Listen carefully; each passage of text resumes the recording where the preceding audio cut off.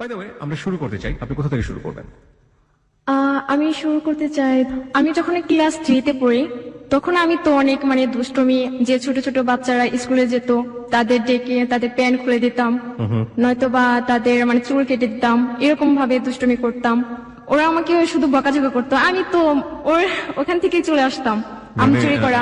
এই যে আপনি যে কিছুক্ষণ আগে যেসব খোলাটালার ব্যাপার স্যাপার বললেন, এটা তো ছোট বাচ্চাদের ক্ষেত্রেই ব্যাপারটা ছিল, অন্য কারো ক্ষেত্রে তো না, অন্য কারো ক্ষেত্রে না। That's cool, okay, everything is under control. Okay fine, তারপর তারপর আমার দাদু বাসা ছিল, যে আমের অনেক বাগান ছিল, খেজুর গাছের বাগান ছিল, তো আম চুরি করতাম। আমার দাদু অনেক দুষ্ট ছিল, আম চুরি করতে দিত না। তো আমি আমার ছোট ছোট ভাইয়া ছিল, তো ওদের সাথে অনেক ভালো সম্পর্ক ছিল। তো আমার ভাইয়াদের বলতাম যে ভাইয়া, দাদু তো আমাকে আম চুরি করতে দেবে না, এমনি তো দেবে না, চুরি করতেও দেবে না, তো তুমি দাদুকে পটাবে আর আমি এদিক দিয়ে গাছে উঠবো। তো ভাইয়া তো তাদের পটানো শুরু করে দিত, আর আমি এদিক দিয়ে গাছে উঠতাম। গাছে উঠে আম ছিল অন্যদিকে ফেলতাম। আসলে আমি আম খেতে পছন্দ করতাম না, দুষ্টুমি করার জন্য, যে আমার ছোট ছোট ভাইদের জন্য এরকম করতাম। আবার শীতের দিন আসলে তো রস চুরি করা, এটা সবচেয়ে আমার ভালো লাগতো, রস চুরি করা। যেটা ফজরে আজান হতো, তো আজানের পর আমরা সবাই উঠে যেতাম, আমার সমবয়সী যারা ছিল সবাই। রস চুরি করতে কিভাবে হয় সেটা যদি কেউ শিখতে চায় তাহলে আমার কাছে আসতে হবে। তো আমি আমার বান্ধবীদের সবাইকে বলতাম, ওরা গাছে উঠতে পারতো না, আমি গাছে উঠতে পারতাম। খেজুর গাছে উঠে রসগুলো পেরে আবার ওই রস হাড়িতে পানি ঢেলে চলে আসতাম। সকালবেলাতে এই ঝগড়াঝাটি, যে আমার দাদু বলতো যে আমার গাছে রস কি নিল, তো আমি বলছি কেন, তুমি দেখে রাখতে পারো না কি রস নেই, আজকে যে আসবে গাছের নিচে, যারা আসবি সবাইকে মারবো, এরকম বলতাম। দাদু বলে আচ্ছা ঠিক আছে, তুই আজকে গাছের এখান থেকে সরবি না। আমি বলছি আচ্ছা, তুমি আমার সাথে থেকো। আমি নিজেই চুরি করতাম, নিজেই বলতাম। গ্রামে একটা প্রবাদ আছে যে বাঘের কাছে বকরি আদি। বকরি বকরি মানে বোঝেন? হ্যাঁ, ছাগল। ছাগল। বাঘের কাছে যদি বকরি দেওয়া হয় এবং তাকে বলা হয় যে এটাকে যত্ন করে রেখো, তাহলে এই ছাগলের কি অবস্থাটা হবে বুঝতেই পারছেন। যাই হোক, ওকে, তারপর তো দাদু তো বলে আজ তো আর রস পড়বে না, তো কাল আবার ফজর আজানের সময় তোকে ডাকবো, তুই আসবি। তো আমি তো জানি যে দাদু ফজর আজানের সময় আমাকে ডাকবে, তার আগে আবার উঠতাম, যে আবার উঠে তো রস চুরি করতাম। তো রস চুরি করে আবার পানি ঢেলে চলে আসতাম। ফজর আজানের শুরু হতো, দাদু আমাকে ডেকে উঠাতো, আমাকে গাছে উঠায়। তো আমি গাছে উঠে দেখি, বলে দাদু এখানে তো রস নেই, সবগুলো তো পানি। বলে এত ফজরে আজানের সময় আসছি, এর আগে কি নিল, আজকে সবার বাসায় বিচার দেবো। তো আমি বলছি আচ্ছা, আমি তোমার সঙ্গে আছি, তুমি টেনশন করো না। বলে আচ্ছা ঠিক আছে। এরকম আমার ছেলেবেলা কাটে।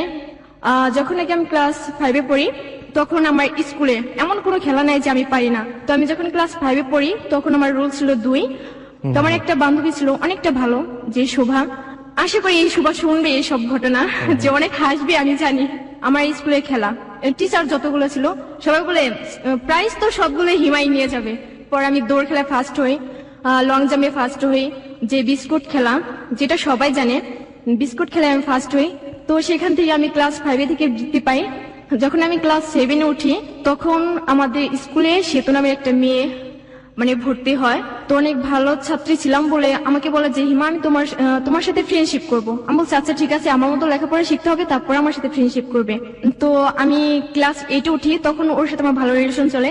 ফেব্রুয়ারিতে এসএসসি পরীক্ষার জন্য স্কুলটা বন্ধ থাকে, মার্চে আবার 26শে মার্চের জন্য পিটি গুলো করে, এরকম ছিল। তখন ওইখানে আমি আবার দলের লিডার ছিলাম। প্রতিদিন স্কুলে যেতাম, আমার নাচ করতে হবে, নাটক করতে হবে, এজন্য স্কুলের যে কোনো ধরনের এক্সট্রা কারিকুলাম অ্যাক্টিভিটিস যেটাকে বলে, যে এই জাতীয় কাজে আপনি খুব ভালো ছিলেন, আমরা যেটা বুঝতে পারছি। স্কুলে দৌড়ঝাঁপ, লং জাম্প, হাই জাম্প, কিংবা যে বিস্কুট খেলা আপনি যেটা বলছেন, সেগুলো তো আপনি লিডার। গ্রামেও একই ধরনের দৌড়াদৌড়ি থেকে দুষ্টুমি করা থেকে শুরু করে সেই জায়গাগুলোতে আপনি একেবারে পাকাপোক্ত, এটা আমরা বুঝতে পারছি। কিন্তু পড়াশোনায় খুব বেশি একটা বোধহয় ভালো ছিলেন না। পড়াশোনায় কেমন ছিলেন? অনেক ভালো। দ্যাটস রিয়েলি কুল, যে একটা মেয়ে বড় হচ্ছে অবাধ একটা বিচরণ ক্ষেত্র যেটা বলতে পারি আমরা, কোন ধরনের বিধিনিষেধ নেই, চমৎকার একটা শৈশব। ফাইন, আপনি ক্লাস 8-এর কথা বলছিলেন, তারপর? তো 8-এ ওঠার পর আমার বড় বোনের বিয়ে হয়ে যায় অলরেডি। তো আমাকে দেখতে আসে 24 তারিখে। কয় ভাই বোন ছিলেন আপনারা? আমরা 3 ভাই বোন ছিলাম, আমার বড় বোন ছিল, তো ওর বিয়ে ঠিক হয়ে যায় আগে। একটু দাঁড়ান, আপনার কথা আমি একটু স্পষ্ট করে বুঝতে চাচ্ছি। একটা হচ্ছে আপনি ক্লাস 8-এ পড়ছেন তখন, রাইট? ওকে, আপনারা ভাই বোন যারা ছিলেন তার মধ্যে আপনার বোন একটা বড় ছিল আপনার, এবং আপনার ছোট একটা ভাই ছিল, তাই তো? আপনার বড় বোনের বিয়ে হয়ে গেছে ততদিনে? ঠিক হয়ে গেছে। আপনার বড় বোনের বিয়ে ঠিক হয়েছে, তখনও বিয়ে হয়নি? বড় বোনের সাথে আপনার বয়সের পার্থক্য কয় বছরের? 2 বছরে। 2 বছরে। তার মানে আপনার বড় বোনের বয়স, আপনার যদি তখন 14 বছর বা 13 বছর হয়ে থাকে, আপনার বড় বোনের বয়স হচ্ছে 15 থেকে 16 বছর, তাই তো? এই 15 থেকে 16 বছর বয়সে আপনার বড় বোনের বিয়ে ঠিক হয়ে গেছে, হ্যাঁ। পাশাপাশি আপনার বিয়েও ঠিক করছে। আসলে এটা আমি জানি না যে আমার বিয়ে ঠিক করছে বা এরকম কোনো কিছু। কি জানেন আপনি? ক্লাসে কি ঘটনাটা করছিল আমাকে একটু বলেন তো। যখন মানে 24 তারিখে যখন আমাকে দেখতে আসে, কোন পাগলামি মাসের শুরু করে। 24 তারিখ? মার্চ মাসের। মার্চ মাসের 24 তারিখ। ওকে। ছেলেটা মানে এরকম যে আমি জানি না, আমার আঙ্কেল মানে দেখানোর জন্য আসে, যে বলে দু বোনকে একসাথে বিয়ে দেবো আমার এসএসসি পরীক্ষার পর। তাদের স্বপ্ন ছিল এরকম। তো আমাকে দেখতে আসে, ছেলের বাসা থেকে পছন্দ করে। ছেলেটার নাম ছিল রানা। দাঁড়ান, আমাকে এক্স্যাক্টলি রিজনটা বলেন। আপনি কি দেখেছেন? আপনি তো জানেনও না আপনাকে দেখতে এসছে। আপনি কি দেখলেন, কি করলো আপনার সঙ্গে, এটা বলেন। মানে আমি যখন কি বাসায় আসি, তো আমার আঙ্কেল আমাকে শুধু বলে যে মাথায় মানে ওড়না দিয়ে রাখবে। তো আমি বলছি কেন আমি মাথায় ওড়না দিয়ে রাখবো, আমি তো কখনো ওড়না দিয়ে রাখি না, এখন আমি রাখবো কি জন্য? বলে না, বাসায় তো মেহমান আসছে, এখন একটু ভালো মতো চলাফেরা করো। তো আমি বলছি না, আমি এরকমই করবো। মানে আমার পাগলামি গুলো তো ছেলেটা আরো পছন্দ করে, যে এরকম পাগলামি করি। তো বলে এখন ছোট তো বড়। ছেলেটা মানে- আপনার সামনে ছিল? হ্যাঁ, ছেলেটা আমার সামনে ছিল। আসলে বয়সটা একটু বেশি, আমি বুঝতে পারিনি যে সে ছেলেটা হবে আর কি। ছেলেটা যেহেতু আপনার অপরিচিত, আপনি জিজ্ঞেস করেননি ছেলেটা কে?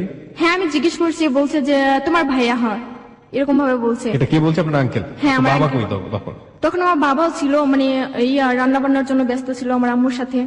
ওকে। একই সাথে আপনার বড় বোনকেও দেখতে এসেছিল সেই দিন? না, আমার বড় বোনের তো আগে বিয়ে ঠিক হয়ে যায় আর কি। ওকে, আগে ঠিক হয়ে গেছে, ফাইন। ঠিক আছে, তারপর আপনি কবে বুঝলেন যে আপনাকে বিয়ে দেওয়ার জন্য এটা দেখানো হচ্ছে? 25 তারিখে। ওকে, কিভাবে বুঝলেন? 25 তারিখে আমাকে বলছে যে আমাকে তার মানে ছেলেটার বাবা মা দেখতে আসবে, এরকম ভাবে বিয়ে ঠিক করে। আমার আম্মু বলছে যে এরকম ভাবে এখন বিয়ে ঠিক রাখবো, তো পরে যদি কোনো কিছু করি। আমি বলছি আমার উপর বিশ্বাস রাখতে পারো, আমি ওরকম কোনো কিছু করবো না। আর আমাকে জিদ ধরে না, যদি জিদ ধরেও তাহলে আমি অন্য কিছু করবো, এরকম ভাবে বলতাম। তো আমাকে মানে বিয়ে ঠিক হয়ে যায় 25 তারিখে। মাকে আংটি পরে যা, পড়ালেখা বা কোনো কিছু তো আমার মন বসে না। 24 তারিখে আপনাকে দেখলো, 25 তারিখে বিয়ে ঠিক হয়ে গেল। হ্যাঁ। কবে বিয়ে হওয়ার কথা ঠিক হলো? এসএসসি পরীক্ষার পর তারা আমাকে নিয়ে যাবে। এসএসসি পরীক্ষার পরে নিয়ে যাবেন। আপনার কি বিয়ে পড়ানো হয়েছে তখন? মানে বিয়ে পড়ানো হয় না, জাস্ট আংটি পড়ানো। আংটি পড়ানো হয়েছে। তাহলে বিয়েটা কি এসএসসি পরীক্ষার পরে হবে না আগে হবে? হ্যাঁ, বিয়ে এসএসসি পরীক্ষার পর হবে। এসএসসি পরীক্ষার পরে হবে। ওকে, 2 বছর আগে আংটি পরেই গেল। হ্যাঁ। ওকে, ছেলেটা কি করতো? ছেলেটা আসলে তাদের দোকানপাট ছিল, যে সেগুলো দেখাশোনা করতো। ওকে ওকে, তারপর? তারপর তো আমার তো আর পড়ালেখা বা অন্যদিকে কোনো ভালো মন ছিল না। তো সেদিনের পর থেকে আমার খেলাধুলা আর হয় না। যে 25 তারিখে আমি স্কুলে নাটক করব, যে আমি নাচ করব, আমি কি করে যাব? তো আমি স্কুলে যাই। তো আমার এক ফ্রেন্ড আছে, সে মানে শুনে যে আমার এরকম ভাবে দেখতে আসছিল। তো সেখানে যাওয়ার পর আমাকে বলে যে কিরে হিমা, তোর নাকি বিয়ে, তোর হাজবেন্ড নাকি গাড়ি নিয়ে আসে, অনেক কোটিপতির ছেলের সাথে বিয়ে, মানে এরকম ভাবে অনেক খেপাতো। তো আমি বলছি না, তোর বোনের বিয়ে, এরকম ভাবে বলতাম যে তোর বোনের বিয়ে, আমার বিয়ে না। বলে আমার বোনটাই তো তুই, এরকম বলছে। বলার পর আমি স্কুলে মানে আমার ম্যাডাম ছিল, তাদেরকে আমি জানে যে এরকম ভাবে আমার বাসা থেকে আমার বিয়ে চাপ দেয়। বলে আচ্ছা ঠিক আছে, আমরা দেখবো। দেখার কথা বলে, তো আমার বাসায় আর ম্যাডাম আসে না। যে আমি বলছি আমি ভালো স্টুডেন্ট, এক খারাপ স্টুডেন্ট হতাম যে আমাকে এই কারণে আমার বিয়ে দেবে। আমি তো খারাপ স্টুডেন্ট ছিলামও না যে আমাকে এরকম ভাবে বিয়ের জন্য চাপ দেবে। তো আমার অনেক মানে আমার স্বপ্নটা ছিল এরকম যে আমি পড়ালেখা করে ডাক্তার হব, যেটা আমার বাবার স্বপ্ন ছিল যে এরকম করব। তো আর আমার মার স্বপ্ন ছিল আমি মাস্টার হব, আমার কাকি মাস্টার, এই কারণে। তো সেদিনের পর আমি 26শে মার্চ মানে কোনো মতে স্কুলে যাই। যাওয়ার পর মনটা আসলে ভালো ছিল না, তবুও বান্ধবীদের সাথে মানে মিশামিশি এরকম অন্যরকম ইয়ে করি। তো আমি নাটকটা করি, নাটক আর নাচ করি। নাচ করার পর আমি বাসায় চলে আসি। বাসায় চলে আসার পর আমাকে মানে ছেলেটা আমার জন্য ফোন নিয়ে আসে, যে ওদের বাসায় থেকে যে আমাকে ফোন দিবে, আমি ফোন ইউজ করবো, যে ছেলেটার সাথে কথা বলবো। তো আমি বাসায় এসে দেখি যে ছেলেটা আমাদের বাসায় আসছে। তো আমি বলছি আপনি কেন আসছেন, আমার কি বয়স হয়েছে বিয়ে করার? আপনি এত বড় ছেলে, আপনার সাথে কেন আমার এরকম, আপনি জানেন না আমি আপনার মেয়ের বয়সী, এরকম ভাবে বলতাম, মানে লজ্জা দিতাম। তারপর ছেলেটা বলে যে এখন তুমি ছোট, এই কারণে বুঝতে পারো না, যখন নাকি সময় হবে তখন তুমি বুঝতে পারবে। তো আমি বলছি দেখেন, আপনি আমার জীবন থেকে সরে যান, আপনি তোমার জীবনটাকে নষ্ট করতে আসছেন, আমার জীবনটা আর সাজানো গোছানো হবে না, এরকম ভাবে বলছি। বলে পরে না, আচ্ছা ঠিক আছে, তোমাকে আর ডিস্টার্ব করবো না, যে একবারে 2 বছর পরে আসবো। আসলে ছেলেটা মাঝে মাঝে আসতো গাড়ি নিয়ে, যে আমি স্কুলে যেতাম, আমার স্কুলের সামনে। গাড়ি মানে কি গাড়ি নিয়ে আসতো? বাইক? হ্যাঁ। ওকে। তো গাড়ি নিয়ে আমার স্কুলের সামনে দাঁড়িয়ে থাকতো, আমি স্কুল থেকে বের হতাম, আমার পায়ের নিচে টাকা রেখে চলে যেত, নয়তো বা কিছু কিনে আমার বান্ধবীদের কাছে পাঠিয়ে দিত। আসলে আমি ওইসব মানে ইয়ে করতাম না, ওর জিনিস আমি পছন্দই করতাম না। আর টাকা তো নেওয়া দূরের কথা, আমি টাকা নিয়ে আমার মানে বান্ধবী দিতাম, বলতাম আচ্ছা তোরা খা। মানে নভেম্বর মাস পর্যন্ত এরকমই চলে, যে আমার পড়ালেখা ভালো মতো হয় না। আমি কখনো 99 নিচে আমি অঙ্কে পাইনি, আমি ও 2য় সাময়িক পরীক্ষা ফেল করি অঙ্কে। ওকে, আমি যতটুকু বুঝি যে এই সময়টাতে আপনি আপনার বাবা মাকে কি বলেছিলেন যে আপনি বিয়ে করতে চান না, সুতরাং কোনোভাবে যেন বিয়েটা না দেওয়া হয়? আপনার আসলে বাবা মা? হ্যাঁ, আমি বলছি যে আমার কি বিয়ে করার বয়স হয়েছে, তোমার এখন আমাকে বিয়ে কেন দেবে? তো আমার আম্মু আব্বু বলছে যে এখন বিয়ে ঠিক হলে তো আর বিয়ে হয়ে গেল না, তোকে তো 2 বছর পর নিয়ে যাবে, এরকম ভাবে বলতো। মানে অনেক বোঝানোর চেষ্টা করে আর কি। তো তারা বোঝানো মানে বোঝে না। আমার ফুপ্পিরা সবাই তো তাকে পছন্দ করে, বলে ছেলেটার কি নেই, গাড়ি আছে, বাড়ি আছে, টাকা আছে, কোনো কিছুর অভাব নেই। আমি বলছি আমার এসবের দরকার নেই, আমার সুখ হলে হবে।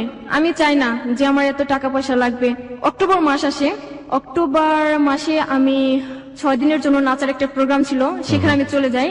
সেখান থেকে ফিরে আসি 31 তারিখে বাসে আসার পর আমি 2 তারিখে প্রাইভেটে যাই, একদিন শুধু রেস্ট নেই। আমার বান্ধবী মানে প্রাইভেটে যায় না সেতু, তো আমি আবার ওদের বাসায় যাই। বাসায় গিয়ে বলি যে সেতু তুমি স্কুলে যাও নাই কেন, প্রাইভেট কেন মিস করলে? তো ও তো আমাকে বলে যে দেখো একটা ছেলে আমাকে ফোন করে, তো আমাকে অনেক ডিস্টার্ব করে, আমার আম্মু আমাকে অনেক বকাঝকা করে, যেভাবে পারে তুমি এটা ম্যানেজ করো। তো আমি বলছি আমি কি করব? তো সে আমাকে বলতে আছে যে না তুমি ছেলেটার সাথে কথা বলো, তুমি বললে অবশ্যই ছেলেটা শুনবে। তো আমি বলছি আচ্ছা ঠিক আছে আমি বলবো। তো ছেলেটাকে মিস কল দেয়, মিস কল দেওয়ার পরে সাথে সাথে ছেলেটা ফোন করে।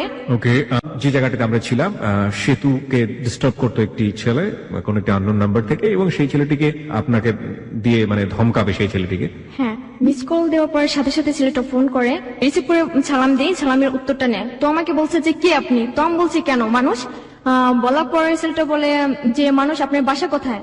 মানে সে তো আমাকে শিখে দেয়, বলো যে তোমার বুকের ভিতর। তা আমি ছেলেটাকে আসলে বলে ফেলি যে তোমার বুকের ভিতর। তো ছেলেটা বলে যে আপনি পাগল হয়েছেন, আপনার বাসা থেকে কেউ জানে না? আর যদি না জানে তাহলে বাসায় গিয়ে বলেন যে আপনার পাগলাগার মানে খালি আছে, সেখানে গিয়ে ভর্তি করে দিতে, যত সব। এ কথা বলার সাথে সাথে ফোনটা কেটে দেয়। তো আমি বলছি সে তো তোর জন্য আজকে ছেলেটা আমাকে এসব কথা বলবে, বলে আবার মিস কল দাও, ছেলেটাকে বলো, তুমি বুঝিয়ে বলো। তো আবার মিস কল দেয়, মিস কল দেওয়ার পর সাথে সাথে ছেলেটা ফোন করে। তো ফোন করার পর আমি বলছি সরি ভাইয়া, আসলে আপনি যে এই নাম্বারে ফোন করেন নেক্সট টাইম আর ফোন করবেন না, কারণ আপনি কি চান যে আপনার জন্য কেউ বকা শুনুক বা মার খাক? আর যদি আপনি ভদ্র করে মানে ছেলে হয়ে থাকেন তাহলে ফোন করবেন না। তো ছেলেটা আমাকে বলে তুমি অনেক সুন্দর করে কথা বলতে পারো, তোমার নামটা কি? তখন আমি বলি কানিজ ফাতেমা জাইমা। তো আমি আবার জিজ্ঞেস করি আপনার নামটা কি? তখন বলে সাজিদুল কবির রাকিব। তো আমি বলছি আচ্ছা ভাইয়া সরি যে আপনাকে এসব কথা বলছি ফার্স্ট, তো আপনি আর ফোন করবেন না। ছেলেটা বলে আচ্ছা আমি ফোন করব না, তোমার বান্ধবীকে ডিস্টার্ব করব না যদি তুমি আমার সাথে কথা বলো। ওকে, তো আমি বলছি আমি আপনার সাথে কেন কথা বলতে যাব? তো আমার বান্ধবী বলে আচ্ছা ঠিক আছে বল যে আমি বলবো। তো আমি বলছি আচ্ছা ঠিক আছে আমি বলবো। বলে আচ্ছা ঠিক আছে এখনই তুমি নাম্বারটা নিয়ে যাও।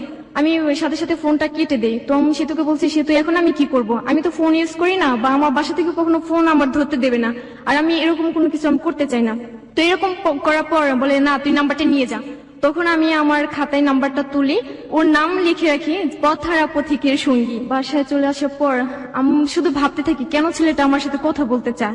যখন নাকি বিয়ে ঠিক হয় তখন ভাবতাম যে আমার লাইফে এরকম কোন ছেলে আমার লাইফে যদি আসতো যার হাত ধরে আমি চলে যেতে পারতাম, এখান থেকে আমার মুক্তি দিত, যে আমি মুক্তি পেতাম। ওকে, 3 তারিখ আমি প্রাইভেটে যাই। তো সে তো বলে ছেলেটার সাথে আর কথা বলছিস? আমি বলছি না, আমি ছেলেটার সাথে কথা বলবো কেন? 2 দিন পর আবার আমার বান্ধবীর মানে ফোনে ফোন করে, বলে কেন মেয়েটা আমাকে কেন ফোন করে না, জামাইকে বলো যে ফোন করতে। সে তোমাকে বলে দেখ তুই যদি ওকে ফোন না করিস তাহলে ছেলেটা আমাকে ডিস্টার্ব করবে। তখন আমি বলছি আচ্ছা ঠিক আছে। তখন আমি প্রাইভেট না পড়ে আমি বাসায় চলে আসি। না, এরপর আমি রাকিবকে ফোন করি, ফোন করে সালাম দিয়ে কথা বলি। আমি বলছি ভালো আছেন, এ কথা বলার সাথে সাথে তো ধরতে পারছে যে আমি। তো বলে হ্যাঁ ভালো আছি। আমাকে জিজ্ঞেস করে তোমার সাথে কি ফ্রেন্ডশিপ করতে পারি? আমি বলছি অবশ্যই পারেন। সে আমাকে দেখার জন্য পাগল যে তোমাকে আমি দেখবো। আমি বলছি এখন আমি দেখা টেকা করতে পারবো না, কারণ আমার সমস্যা, আমার সামনে পরীক্ষা, আমার পড়তে হবে। বলে না তুমি আমার সাথে দেখা করবা। এরকম করার পর আমি বলছি না আমি দেখা করতে পারবো না। এরকম মানে রাগারাগি করার পর আমি ফোনটা কেটে দিই। পরের দিন প্রাইভেটে যাই 4 তারিখে। প্রাইভেটে গিয়ে আমি সেতুকে বলি যে সেতু ছেলেটা আমাকে এরকম ভাবে বলে যে দেখা করতে চায়, আমার তো ছেলেদের সাথে দেখা করতেই ভয় করে। সেদিন মানে 4 তারিখে রাতে যে আমি আবার ঘুমানোর জন্য আমার চাচাতো বোনের কাছে যাই। তো ওকে আবার ফোন করি, ও আমাকে জিজ্ঞেস করে যে আমি তোমার কি হয়ে? আমি বলছি কেন জাস্ট ফ্রেন্ড। বলে না আর কিছু না। আমি বলছি না। বলে আর কিছুই না। আমি বলছি না। তো এরকম ভাবে বলছে, হাসাহাসি করি। তো হাসাহাসি করার পর ফোনটা কেটে দেয়। কেটে দিয়ে আমাকে একটা SMS করে যে আই লাভ ইউ জান। কয়দিনের মাথায় এটা হলো? কয়দিনের মাথায়? মানে 2 তারিখ থেকে কথা বলা শুরু হয়, 4 তারিখ রাতে। 4 তারিখ রাতে আপনাকে আই লাভ ইউ জান বলে দিয়েছে? হ্যাঁ, ওকে। SMS করে যে আই লাভ ইউ জান। আপনি ছেলেটা সম্পর্কে কিছু জানতেন? এই যে আসলে কথা- আমি এরকম মানে কোনো কিছু আমি জানি না, জাস্ট কোথায় থাকে, কি করে, কি পড়ছে, না এরকম কিছু জানি না। ওকে। তো আমি আবার কি করব, যে আমি আমার চাচাতো বোনকে বলছি যে এরকম এরকম ছেলেটা তো আমাকে এভাবে SMS করছে, এখন আমি কি করব? তোমার চাচাতো বোন বলে তুই আই লাভ ইউ টু লেখ। আমি বলছি আমি লিখতে পারবো না। তো আমার চাচাতো বোন লিখে দেয় যে আই লাভ ইউ টু। তো তো পাঠানোর পর ওর সাথে সাথে ফোন করে, SMS পড়ার পর ফোন করে বলে যে তুমি কি আমাকে সত্যিই লাভ করো? তো আমি কি বলবো, আমি ছেলেটাকে চিনি না, জানি না, আমি লাভ করব, দেখি নাই, জাস্ট ফ্রেন্ডশিপ, আবার লাভ রিলেশন, এটা কি করে হয়?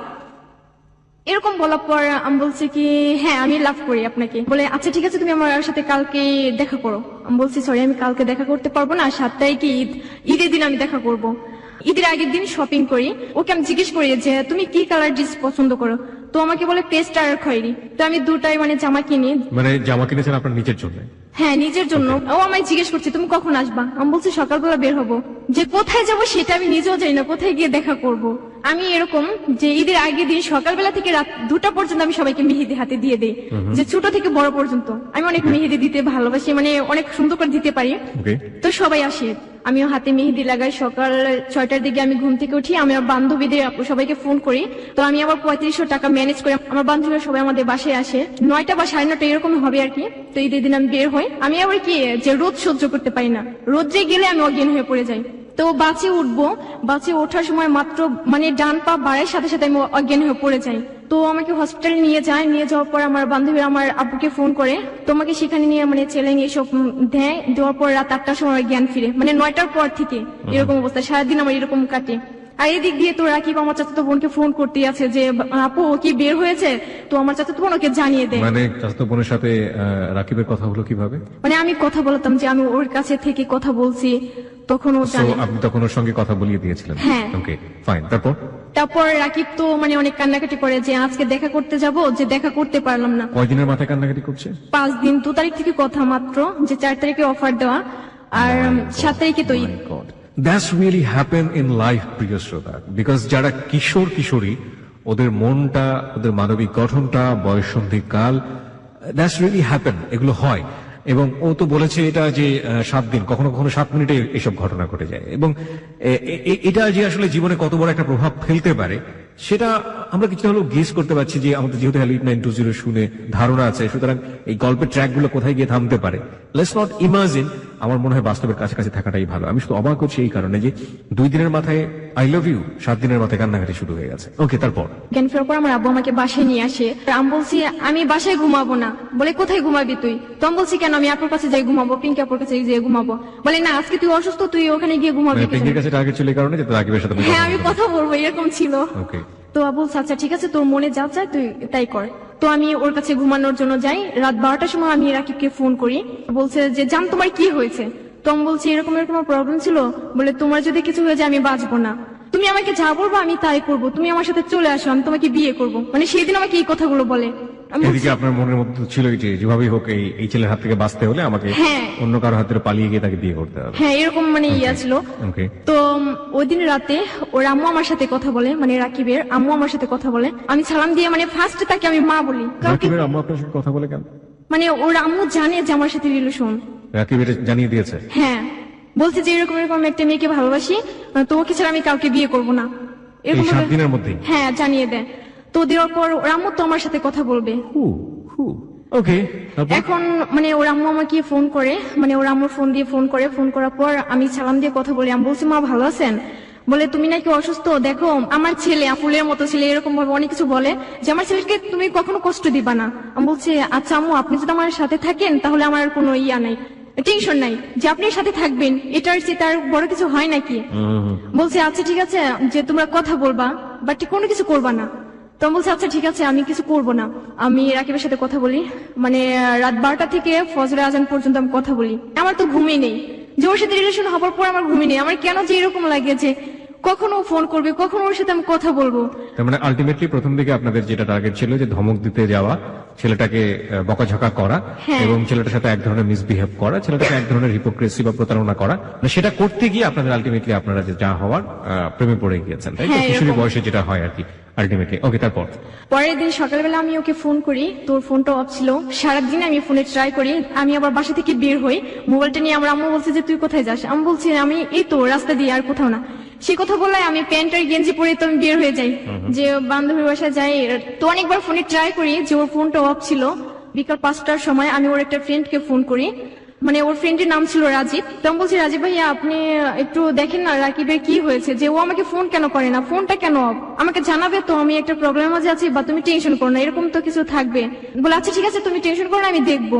সেই রাজীবের সাথে আবার আমার চাচাতো বোন মানে পিঙ্কির সাথে রিলেশন হয়ে যায় এদিকে, যেটা আমি জানি না। রাজীব মানে? আমার যে বয়ফ্রেন্ড ছিল, যে ওর friend Rajiv. By the way, আপনি যাকে বলছেন রাকিবের ফ্রেন্ড রাজীব, তার সাথে আপনার ওই বান্ধবীর মানে চাচাতো বোনের একটা সম্পর্ক আছে, যেটা আপনি জানেন না, তাই তো? তখনও আপনি জানেন না।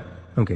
তো আমি সন্ধ্যার পরে মানে সারা রাস্তায় এরকম ছিলাম যে আমি কারো বাসায়ও যাই না, যেরকম ফোনটা রিসিভ করেন, আমি কারো বাসায় যাবো কেন যাব, যে ওর কারণে আমি বাসা থেকে বের হয়ে আসলাম। তো বাসায় আসি, বাসায় আসার পর যে রাতে ফোন করি, আমি অনেক কান্নাকাটি করি যে কেন ফোনটা অফ রাখলে, আমার সাথে কেন কথা বললে না, তোমার প্রবলেম থাকলে আমাকে বলবা, যে আমার প্রবলেম আছে আমি তোমার সাথে কথা বলতে পারছি না, যে তুমি টেনশন করবা না। তো বলছে সরি জান, আমার ভুল হয়ে গেছে। মানে কথায় কথায় ও জান ছাড়া কথাই বলতো না, অন্যরকম ছিল, যে কথা বলবে, কথা বলার শেষে আই লাভ ইউ জান, ভালো থেকো, মানে এরকম ভাবে কিছু বলে তারপর ফোনটা রাখবে। পরের দিন আমার মানে চাচাতো ভাই, তো ভাইয়া ফ্রেন্ডদের নিয়ে যায়, তো আমাকে বলে যে জামা পরো। আমি বলছি না আমি এখন পরবো না, আমি কোথাও বের হবো না, কারণ আমি বের হলে তো আমি কথা বলতে পারবো না, সেটা আমি নিজেও জানি। তো আমি বলছি না আমি বের হবো না। তো আমার আম্মু তো জোর করে আমার জামাটা চেঞ্জ করে দেয়, যে আমি জামা পরে ভাইয়া আর ভাইয়ের ফ্রেন্ডদের সাথে যাই, মানে হাঁটতে হাঁটতে যাই। আমাদের বাসা থেকে একটা ব্রিজ আছে, মানে এতটা সুন্দর, সব ছেলে মেয়ে বিকাল বেলা সেখানে যাবেই। তো ভাই আমার সেখানে যায়, ভাই একটা ফ্রেন্ড ছিল যেটা আমাকে পছন্দ করে, নাসিম ছিল তার নাম। তো ভাইয়া বলছে তুমি ওর সাথে কথা বলো, ছেলেটার সাথে। আসলে আমার মনটা ছিল না ভালো, যে আমি রাকিবের সাথে কথা বলতে পারছি না, কার সাথে আমি কথা বলবো। আমি বলছি ভাই আমার ভালো লাগছে না। যে বলে তুমি কি কি খেতে পছন্দ করো বলো, মানে ছেলেটা আমাকে জিজ্ঞেস করে। বলার পর আমি বলছি না আমি কিছু খেতে পছন্দ করি না। ভাই আবার জানে যে আমি কোন আইসক্রিম, চিপস পছন্দ করি, তো আমার জন্য এগুলো মানে অনেক মানে খাবার নিয়ে যান। আমি বলছি তুমি আমাকে এই খাবার দিয়ে ভুলাবে, কখনো ভুলাতে পারবে না। তো ভাই বলছে না খাওয়া। ছেলেটা কি করে, ছেলেটা আমাকে বলে যে তোমাকে আমি পছন্দ করি। আমি বলছি কি করতে পারবেন আমার জন্য, বলে তোমার জন্য আমি সবকিছু করতে পারি। আমি বলছি মরতে পারবেন, বলে হ্যাঁ। আমি বলছি তাহলে এই ব্রিজ থেকে লাফ দিয়ে আপনি মারা যান। তো ছেলেটা বলে যে তুমি আমাকে এরকম ভাবে বলছো কেন, যে আমি ব্রিজ থেকে লাফিয়ে মারা যাবো। পরে সাথে সাথে ছেলেটা মানে কি যেন পকেট থেকে বের করে সাথে সাথে হাত কাটে আমার সামনে। এই ছেলেটা তো আপনাকে আগে থেকে পছন্দ করতো, রাইট? মানে আগে থেকে পছন্দ করতো, সেদিন আমার ফার্স্টে দেখে আর কি, দেখেই এই সঙ্গে সঙ্গে এই ধরনের প্রতিক্রিয়া। হ্যাঁ এরকম ছিল। মানে তখন ভাইয়ের বন্ধু ছিল সে? হ্যাঁ সে আমার ভাইয়ের বন্ধু ছিল। আপনার কোন ধরনের ভাই এটা? মানে আমার চাচাতো ভাই। চাচাতো, আপন চাচাতো ভাই। হ্যাঁ। তো বলছে আচ্ছা ঠিক আছে আমি আপনার সাথে কথা বলবো, প্রতিদিন কথা বলতে পারবো না, সপ্তাহে একদিন কথা বলবো, যে শুক্রবার ছাড়া। বলছে আচ্ছা ঠিক আছে তুমি বলবা। আমি বলছি সরাসরি কথা বলবো, আপনি আমাদের বাসায় আসবেন, আমি তখনই কথা বলবো, এছাড়া ফোনে কথা বলতেই পারবো না। বলে আচ্ছা ঠিক আছে, তারপরে তুমি তো একদিন কথা বলবে, সে কথা বললেই হবে। আমি তো আরো টেনশনে পড়ে যাই যে আমি কি করবো, এই ছেলেটা যদি আগে আসতো তো এই ছেলেটার সাথে মানে রিলেশনটা হয়ে যেত আমার মনে হয়। রাতে বলছে যে তুমি আমার সাথে দেখা করবা, চাচুর বাসায় যেতে বলে। আমার চাচুর বাসা আমাদের বাসা থেকে মানে 2 মিনিট সময় লাগে। তো আমি বলছিলাম যেতে পারবো না, আমার কাকি আসে আমাকে নেওয়ার জন্য রাতে। তো আমি সেখানে যাই, তো ছেলেটা আমার সাথে একসাথে খাবার খাবে। আমি বলছি আমার টেনশনে আমি বাঁচি না, আপনারা কি শুরু করছেন? বলছে তোমার কি টেনশন, এতটুকু বসে তুমি কি টেনশন করো? আমি বলছি না আমার কোন টেনশন, আমার পড়ালেখার টেনশন আছে। আসলে আমি তো রাকিবের টেনশনে এরকম কাউকে বোঝাতে পারি না। ছেলেটা সেখান থেকে মানে পরের দিন আমাকে একটা মানে ঘড়ির মতো একটা ব্রেসলেট, সেটা আমাকে গিফট করে চলে যায়। এই ছেলেটাই? হ্যাঁ চলে যায়। আমি তো আবার সেই গিফটটা আমি কেন নেব, ওই ছেলেটা আমাকে গিফট করবে, আমি তো ছেলেটাকে লাভ করে না, কেন আর নেব। তো ভাইয়ের বাসায় আমি রেখে আসি ওই মানে ব্রেসলেটটা। পরের দিন মানে রাতে রাকিবের সাথে আমার কথা দেখা করবে, আমি সেদিনই বলে দিছি যে রাকিব আজকে আমি তোমাকে সবকিছু বলবো। বলে কি বলবা? তো আমি বলছি দেখো আমার এরকম ভাবে বিয়ে ঠিক হয়ে গেছে, যে আমাকে বাসা থেকে বিয়ে দেবে, বিয়ের জন্য অনেক চাপ। তো বলে আচ্ছা তুমি বাসা থেকে চলে আসো, আমি তোমাকে বিয়ে করবো। হ্যাঁ বলে। আমি বলছি না, যে এখন আমি বিয়ে করতে পারবো না। বলে দেখো তুমি যদি আমার কাছে না আসো, আমি ট্রাকে নিচে চাপা পড়ে মারা যাব, আমি মারা যাব তুমি না আসলে। তখনও রাকিবের সাথে আপনার দেখা হয়নি? না তখন আমার দেখা হয়নি। তো আমি ওকে একটা কথা বোঝাতাম সবসময় যে আমি কিন্তু দেখতে অনেকটা কালো। বলে তুমি কালো হও, প্রতিবন্ধী হও, যেরকমই হও, তবু আমি তোমাকে লাভ করি। আমি বলছি তুমি তো আমাকে দেখো নি, কেন এত লাভ করো? বলে সে চেহারাটাকে বা অন্য কিছু তো আমি লাভ করি, আমি তোমার জাস্ট মনটাকে লাভ করি। তো বলছি আচ্ছা ঠিক আছে, আমি যদি তোমার সাথে চলে যাই, হয়তো বা লাল শাড়িতে তোমার বউ হয়ে যাব আজীবনের জন্য তোমার ঘরে, নয়তো বা সাদা কাফনে আমি মানে ইয়া করব, যে তোমার সাথে আমি চলে যাবো, তুমি আমাকে বিয়ে করবে না, আমি কোথায় যাবো? এরকম ভাবে আমি বলে দেই যে ঠিক আছে তুমি আমার সাথে চলে আসবা।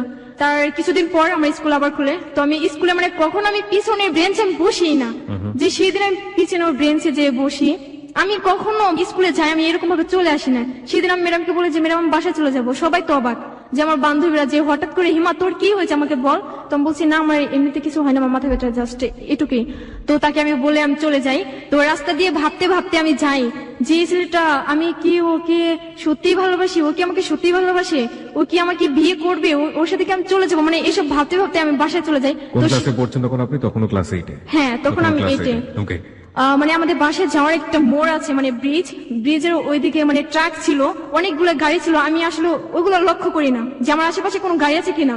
তো মানে গাড়ি তো হর্ন দিতেই আছে, আমি তো কিছুই শুনতে পাই না, গাড়ির মাঝখানে পড়ে গেছি। বাম দিকে তাকাবো বাম দিকে গাড়ি, ডান দিকে তাকাবো ডান দিকে, মানে সব দিকে চারপাশে গাড়ি। এত বকাঝকা সব ড্রাইভাররা যে তুমি চোখে দেখো না কানে শুনো না, তুমি এরকম ভাবে রাস্তার মাঝখান দিয়ে হাঁটতেছো। আসলে আমি তখন ভাবতেছিলাম রাকিবকে নিয়ে। বুঝতে পেরেছি। বাসায় চলে যাওয়ার পর আমার আম্মু আমার বোন তো সবাই তো অবাক যে তুই এখন চলে আসলি, কোনটা মেয়ে স্কুল থেকে চলে আসলি। আমি বলছি আমার ভালো লাগছে না। তো আমি বলছে শুয়ে থাক। তো বলছে তুমি আমাকে 50টা টাকা দাও। বলছি কি করবি। আমি বলছি কই না আইসক্রিম খাবো। দোকানে গিয়ে কার্ড কিনে নিয়ে আসি। ফোন করার পর রাকিবকে বলি রাকিব আমি সত্যি তোমার সাথে চলে যাবো, আমার পড়ালেখা কোনো দিক দিয়ে মন বসে না। আসলে ওর সাথে রিলেশন হওয়ার পর আমি মানে কিছু কবিতা লিখি। তখন আপনার দেখা হয়নি ওর না সাথে? তখন আমার দেখা হয়নি। Okay. 19 তারিখে আমরা ডিসাইড করে যে যাবো কবে। তো ও বলছে যে তুমি 21 তারিখে চলে আসবা। চলে আসবে মানে কি একবারে বাড়ি? একেবারে মানে বিয়ে করবে সেদিনই আমাকে দেখা করার দিনে। তার আগ পর্যন্ত দুজন দুজনকে জানেন না, বোঝেন না, চোখের দেখাও দেখেন না? না চোখে দেখা আমরা দেখি না। যে ওর একটা ফ্রেন্ড মানে রাজীব, যেটা আমার চাচাতো বোনের সাথে রিলেশন, তো রাজীব আমাকে বলে যে তুমি এই কাজটা ভুলে করবা না, তুমি ওই ছেলেটার সাথে চলে আসবা না। আমি বলছি কেন, তাহলে কি আপনার সাথে চলে যাবো। এরকম ভাবে তার সাথে আমার ঝগড়াঝাটি হয়। তারপর আমি নভেম্বরের 21 তারিখে চলে যাই ওর সাথে। যে আমার ফার্স্টে দেখা হয় হেমাদপুর। আমি কি বলবো, আমি ওকে কিছুই বলতে পারি না, দেখি আমি অবাক। অনেক সুন্দর ছিল, যে জানি না আর কারোর চোখে কেমন লাগে, কিন্তু আমার চোখে অনেক ভালো লাগে, যে আমি যাকে ভালোবাসি সে এরকম হবে। তো ও আমাকে বলছে তুমি রাস্তাটা পার হয়ে এসো। আমি তো রাস্তা পার হতে পারবো না, তুমি আমাকে রাস্তাটা পার করে নিয়ে যাও। রাস্তাটা পার করে নিয়ে আমাকে চেঞ্জিতে করে একেবারে মানে ফার্ম গেট নিয়ে আসি। নভেম্বরের 21 তারিখ থেকে আপনি বাড়ি থেকে পালালেন? হ্যাঁ সেদিন আমি 10,000 টাকা নিয়ে মাত্র বের হই। 10,000 টাকা বাড়ি থেকে চুরি করলেন? হ্যাঁ। চুরি করে আপনি এই ছেলেটার জন্য একেবারে পালিয়ে আসলেন, যে ছেলেটাকে আপনি জানেন না, শোনেন না ভালো করে, এবং এই ছেলেটার সাথে আপনার প্রথম দেখাতেই আপনি ওর জন্য বাড়ি থেকে পালিয়ে আসছেন। টার্গেট হচ্ছে আপনি তাকে বিয়ে করবেন, হ্যাঁ। তাই তো? হিমা, যেখানে আমরা ছিলাম, আপনি বলছিলেন যে 10,000 টাকা বাড়ি থেকে নিয়ে আপনি এই ছেলেটার জন্য পালিয়ে গেলেন, এবং আপনি ছেলেটাকে এর আগে দেখেন পর্যন্ত, হ্যাঁ। জানেন না ডিটেল কোনো কিছু। ওকে, তারপর? ফার্ম গেট আসার পর এত রোদে আমাকে দাঁড় করায় যে আমার মনে হয় যে আমি আবার অজ্ঞান হয়ে যাবো সেই দিনের মতো। তা বলছি কোথায় নিয়ে যাবো। বলে আমি যদি তোমাকে রাস্তায় রাখি তুমি রাস্তায় থাকতে পারবে না, মানে এরকম অনেক কিছুই বলে। আমি বলছি হ্যাঁ, যেহেতু ঘর ছেড়ে চলে আসতে পারছি তোমার হাত ধরে, তুমি আমাকে যেখানে নিয়ে রাখবে তুমি আমার সাথে থাকলে চলবে। আমাকে এখন একটু বলেন তো, সবার কিউরিওসিটি হচ্ছে সেজন্য জিজ্ঞেস করছি, ছেলেটার বয়স কত ছিল? ও বলছে যে 21। ওই সময় ওর বয়স 21 বছর? হ্যাঁ আমাকে বলছে যে ও নাকি অনার্স সেকেন্ড ইয়ারে পড়ে। আমি তো আমাকে যাত্রাবাড়ি গাড়িতে করে নিয়ে আসে। নামার পর মানে হঠাৎ করে কোথায় আমরা বাসা পাবো, আমরা বিয়ে করিনি, কেউ আমাকে বাসা দেবে না, এমন একটা বিল্ডিং এর ভিতর নিয়ে যায়। তো আমি তো অবাক, আমি বলছি তুমি আমাকে কোথায় নিয়ে আসলে। তো বলে দাঁড়াও দেখি এখানে যদি একটা ফ্ল্যাট পাই। আমি বলছি আজকে তুমি কোথায় ফ্ল্যাট পাবে, আজকে 21 তারিখ, এটা তো মাসের শেষ দিক, মানে 1 তারিখে তো বাসা পাওয়া যায়, তার আগে তো বাসা পাওয়াই যাবে না। বলার পর বলছে আচ্ছা ঠিক আছে তুমি এখানে দাঁড়াও আমি দেখি। কি বলবো ভাইয়া, ওখানে মেয়েরা নাকি অনেক খারাপ ইয়া করে। আমি বলছি তুমি আমাকে এখানে নিয়ে আসলে কেন, আমি আর একটা মুহূর্তে এখানে থাকতে পারবো না। তো আমি সেখান থেকে চলে আসি, ও আমার হাত ধরে টেনে ধরে যে তুমি কোথায় যাবে, আমি তোমাকে যেখানে নিয়ে যাবো তুমি সেখানে যাবে। তো ওইখান থেকে আমি নেমে আসি, ও আমার সাথে চলে আসে। চলে আসার পর রাস্তায় একটা লোকের সাথে কথা বলে, যেটা আমি দূর থেকে লক্ষ্য করি। তো ওই লোককে সবকিছু বলে যে আমরা এরকম এরকম বাসা থেকে চলে আসছি, ওর বিয়ে ঠিক হয়েছে বলে ও আমার সাথে চলে আসছে, ও বিয়েতে রাজি না। সে তো লোকটা তো আমাকে দেখে অবাক যে এতটুকু মেয়ে বিয়ে করবে, যে এটা তো সমাজে মানবে না বা আইনগত ভাবে হবে না। ও বলছে যে আচ্ছা পরে দেখা যাবে, আগে একটা ফ্ল্যাট নেওয়ার ব্যবস্থা করেন। তো সেই লোকটা আমাকে নিয়ে যায় যাত্রাবাড়ি টনি টাওয়ারের ওইদিকে, পানি পাম্প ছিল যেখানে, ওইখানে আমাকে নিয়ে যায়, একটা ফ্ল্যাট পায়। একটা বৃদ্ধ লোক ছিল, একটা মহিলা, তার হাজবেন্ডের সাথে ভালো রিলেশন ছিল না, তার একটা মেয়ে ছিল। এখন তারা তো বাসা ভাড়া দেবেন, আমাকে জিজ্ঞেস করে যে তোমাকে কি এই ছেলেটা জোর করে নিয়ে আসছে। আমি বলছি না আমি স্বেচ্ছা আসছি। এ কথা বলার পর বলে আচ্ছা ঠিক আছে তোমরা বিয়ে করছো। আমি বলছি না বিয়ে করিনি এখনো। বলে বিয়ে করা ছিল তোমাদের বাসা ভাড়া দেওয়া যাবে না। তো ওরা কি বলে আচ্ছা আন্টি আচ্ছা আজকে রাতটা আমরা কষ্ট করে থাকবো, সারাদিন তো গাড়িতে ছিলাম, পরে আমরা কালকে বিয়ে করবো। না এক মুহূর্ত মানে থাকা যাবে না, মানে বিয়ে করা ছাড়া। রাকিব অনেক বিরক্ত হয়ে বলে যে আচ্ছা ঠিক আছে আপনি বিয়ের ব্যবস্থা করেন, আমি বিয়ে করবো, আমি বিয়ের যা লাগে আমি সবকিছু নিয়ে আসবো। তো ওই আন্টি তো মানে কাজীকে ডাকতে যায়, কাজীও আমাকে দেখে অবাক। কাজীকে মানে 11,500 টাকা মানে ঘুষ দিয়ে তারপরে বিয়েটা করানো হয়। এই টাকাটা কে দেয়? এই টাকাটা রাকিব দেয়। আমি যে বাসা থেকে টাকা নিচ্ছি একটা টাকাও মানে 2,000 টাকা ছাড়া ওকে আমি একটা টাকাও দিইনি। আপনি বাসা থেকে যে কিছু নিচ্ছেন এটা কেউ জানতো?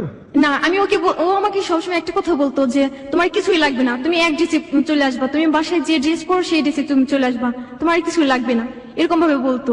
তো আমি টাকা নিয়ে ইভেন আপনি যে বের হলেন আপনি ওকে জিজ্ঞেস করেননি যে আমাকে কোথায় রাখবা, কি করবা, কি খাওয়াবা? আমি হ্যাঁ জিজ্ঞেস করতাম, তো ও আমাকে বলছে যে কেন, আমি তোমার জন্য সব পারি, আমি চাকরি করবো, আমার কি যোগ্যতা কম? যে আমাকে বলতো যে আমার যদি রিক্সা চালিয়ে খাওয়াতে হয় তবে তোমাকে আমি খাওয়াবো। তো বিয়ে পড়ানোর সময় কাজে যখন আমাকে বলে যে কবর বলতে, তখন আমি হেসে দিই। আমি বলছি মানে ও কবর বলার সাথে সাথে রাকিবের পায়ে একটা চিমটি কাটি। তো বিয়ে করানোর পর সবাই তো মানে হাসি খুশি যে আমি এত অল্প বয়সে বিয়ে করেছি, আর আমার হাজবেন্ডটা অনেক ভালো, সবাই অনেক ভালো জানতো ওকে। সেদিন রাতে মানে যে আন্টি বলি তার মা ছিল সেখানে, আমাকে বলে যে তোমরা নামাজ পড়ো না, কিছু পড়ো না, তোমরা এখানে থাকতে পারবা না। তো আমি বলছি আমরা কোথায় যাবো, আমরা বাসা ভাড়া নিয়েছি, এখন আমরা এখানে থাকবো না, কোথায় থাকবো? তার সাথে আমার ঝগড়া হতো, মানে অন্যরকম ঝগড়া। বিয়ে হওয়ার পর রাত 10টার সময় মানে আমি প্রকাশ করতে পারি না যে আমার ক্ষুধা লাগে, যে আমার অনেক কষ্ট হয়। তো আমাকে সবসময় আমার বোন আমার খাওয়া দাওয়া বা ড্রেস চেঞ্জ করে দেওয়া, গোসল করে সব আমার বোন করতো। বড় বোন, বাই দ্য ওয়ে আমি একটু জানি যে আপনার বড় বোন কি তখন বিয়ে হয়ে গেছে যখন আপনি বের হয়ে আসছেন বাড়ি থেকে? না, তখন বিয়ে হয়নি। তখনও বিয়ে হয়নি, ঠিক হয়ে আছে মাত্র, হ্যাঁ। রাইট? ওকে। যেহেতু ছোট বোনটা পালিয়ে গেছে ক্লাস 8-এ পূর্ব অবস্থায়, সুতরাং সামাজিক ভাবে কিন্তু অনেক ধরনের হেয় প্রতিপন্ন হতে পারে এবং একই সাথে বিয়েটা ভেঙেও যেতে পারে। আমরা ঠিক জানি না যে ওর বড় বোনের ক্ষেত্রে এরকম ঘটনা ঘটেছিল কিনা। হয়েছিল কি? হ্যাঁ হয়েছিল, আমি অনুমান করছিলাম এবং দ্যাটস হ্যাপেন। ওকে, যাই হোক, তারপর কি হলো? 10টা বাজার পর ও খাবার নিয়ে আসতে যায়, তখন আমার মানে আমি ফোনটা ওপেন করি, আমার চাচাতো বোন থেকে আমার ফোনের নাম্বারটা আমার বাসা থেকে ম্যানেজ করে যে আমার বড় বোন আমাকে ফোন করে। আমি রিসিভ করি না, ফার্স্ট রিসিভ না করে মানে অনেকবার ফোন করার পর লাস্ট রাকিব আসার আগে তো আমি ফোনটা রিসিভ করি। আমাকে বলে যে তুই কোথায়? আমি বলছি যে আমি একটা ছেলেকে ভালোবাসি, সেই ছেলের হাত ধরে চলে আসছি।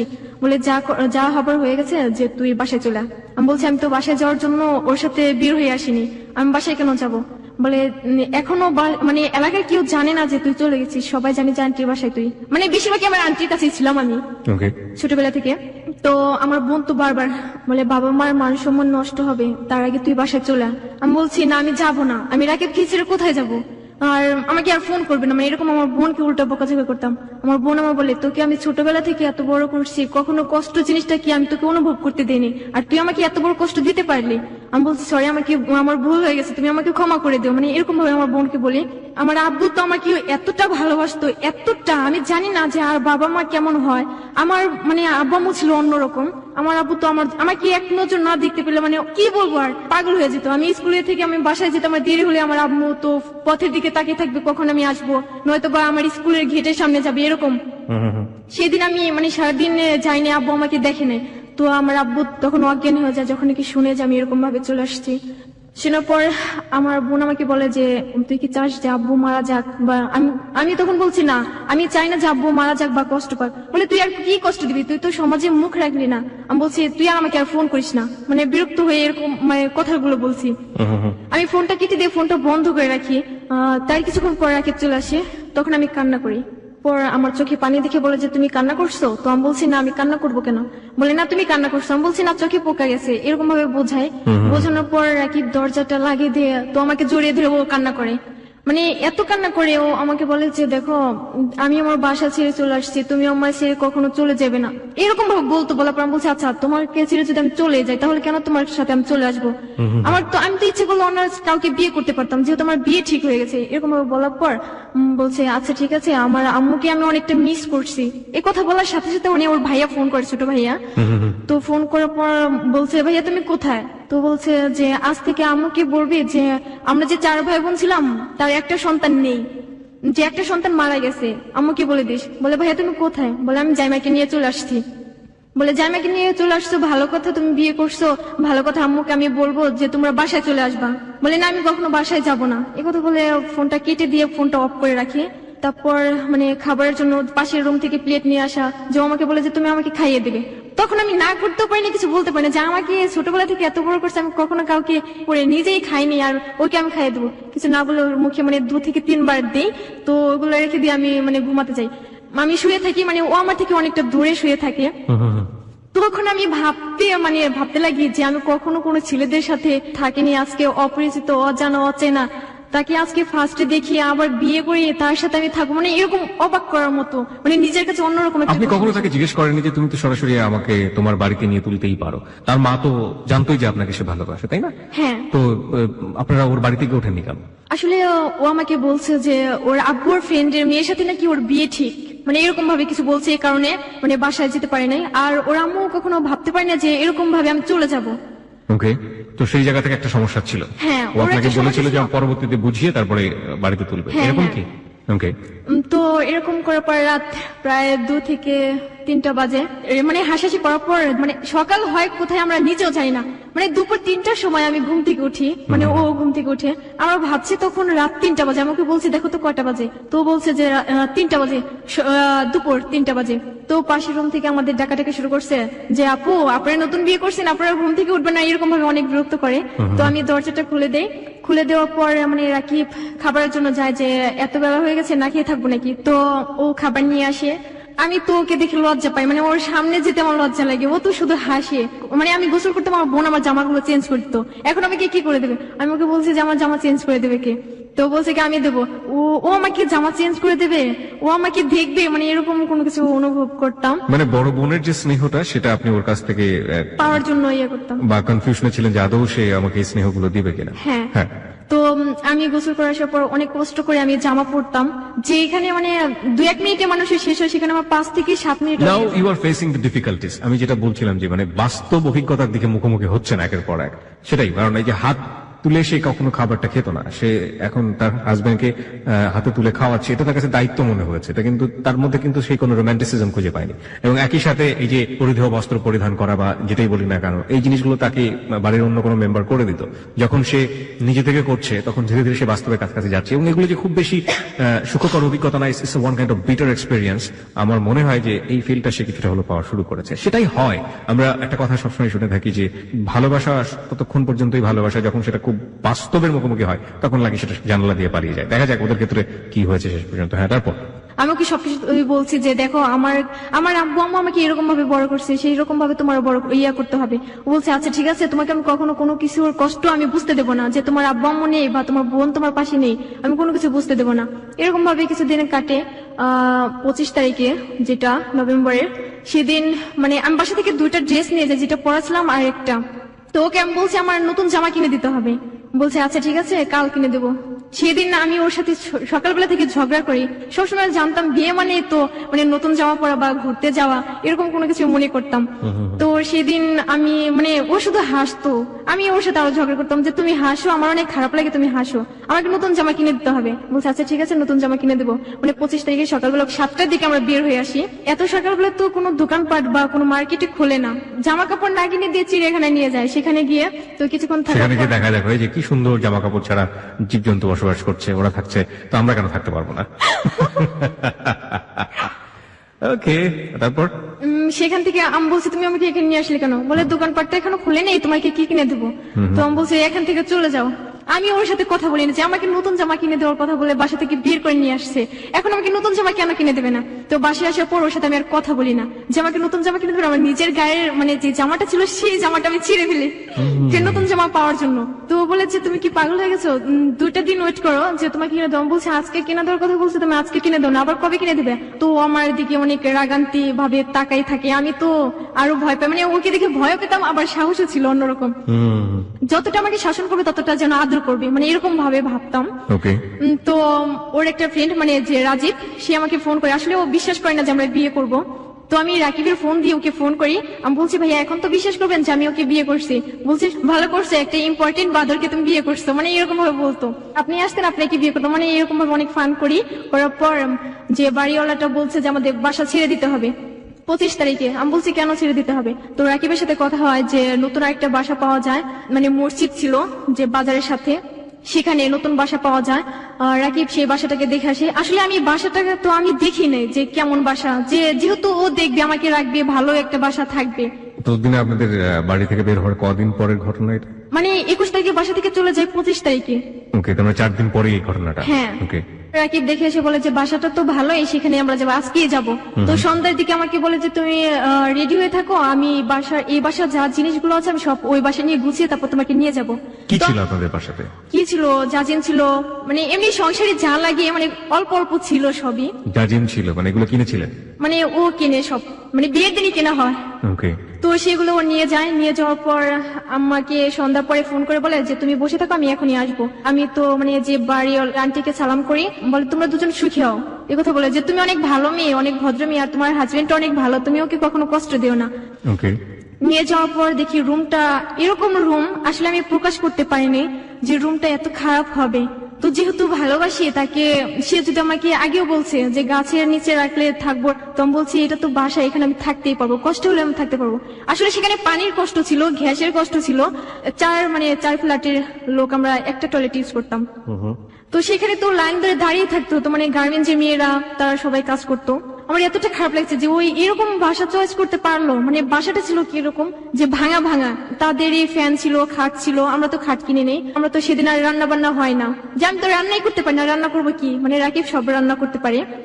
সেখান থেকে পরের দিন তো মানে চাউল এসব কিনে নিয়ে আসে, কিনে নিয়ে আসার পর আমি বলছি ও আমাকে রান্নাঘরে মানে ঢুকতেই দেবে না, যে তুমি কালো হয়ে যাবে। আমি বলছি আমি তো কালো, আর কি কালো হবো, মানে তুমি থাকতে থাকতে এখানে ফর্সা হয়ে যাবে, এরকম ভাবে বলতো।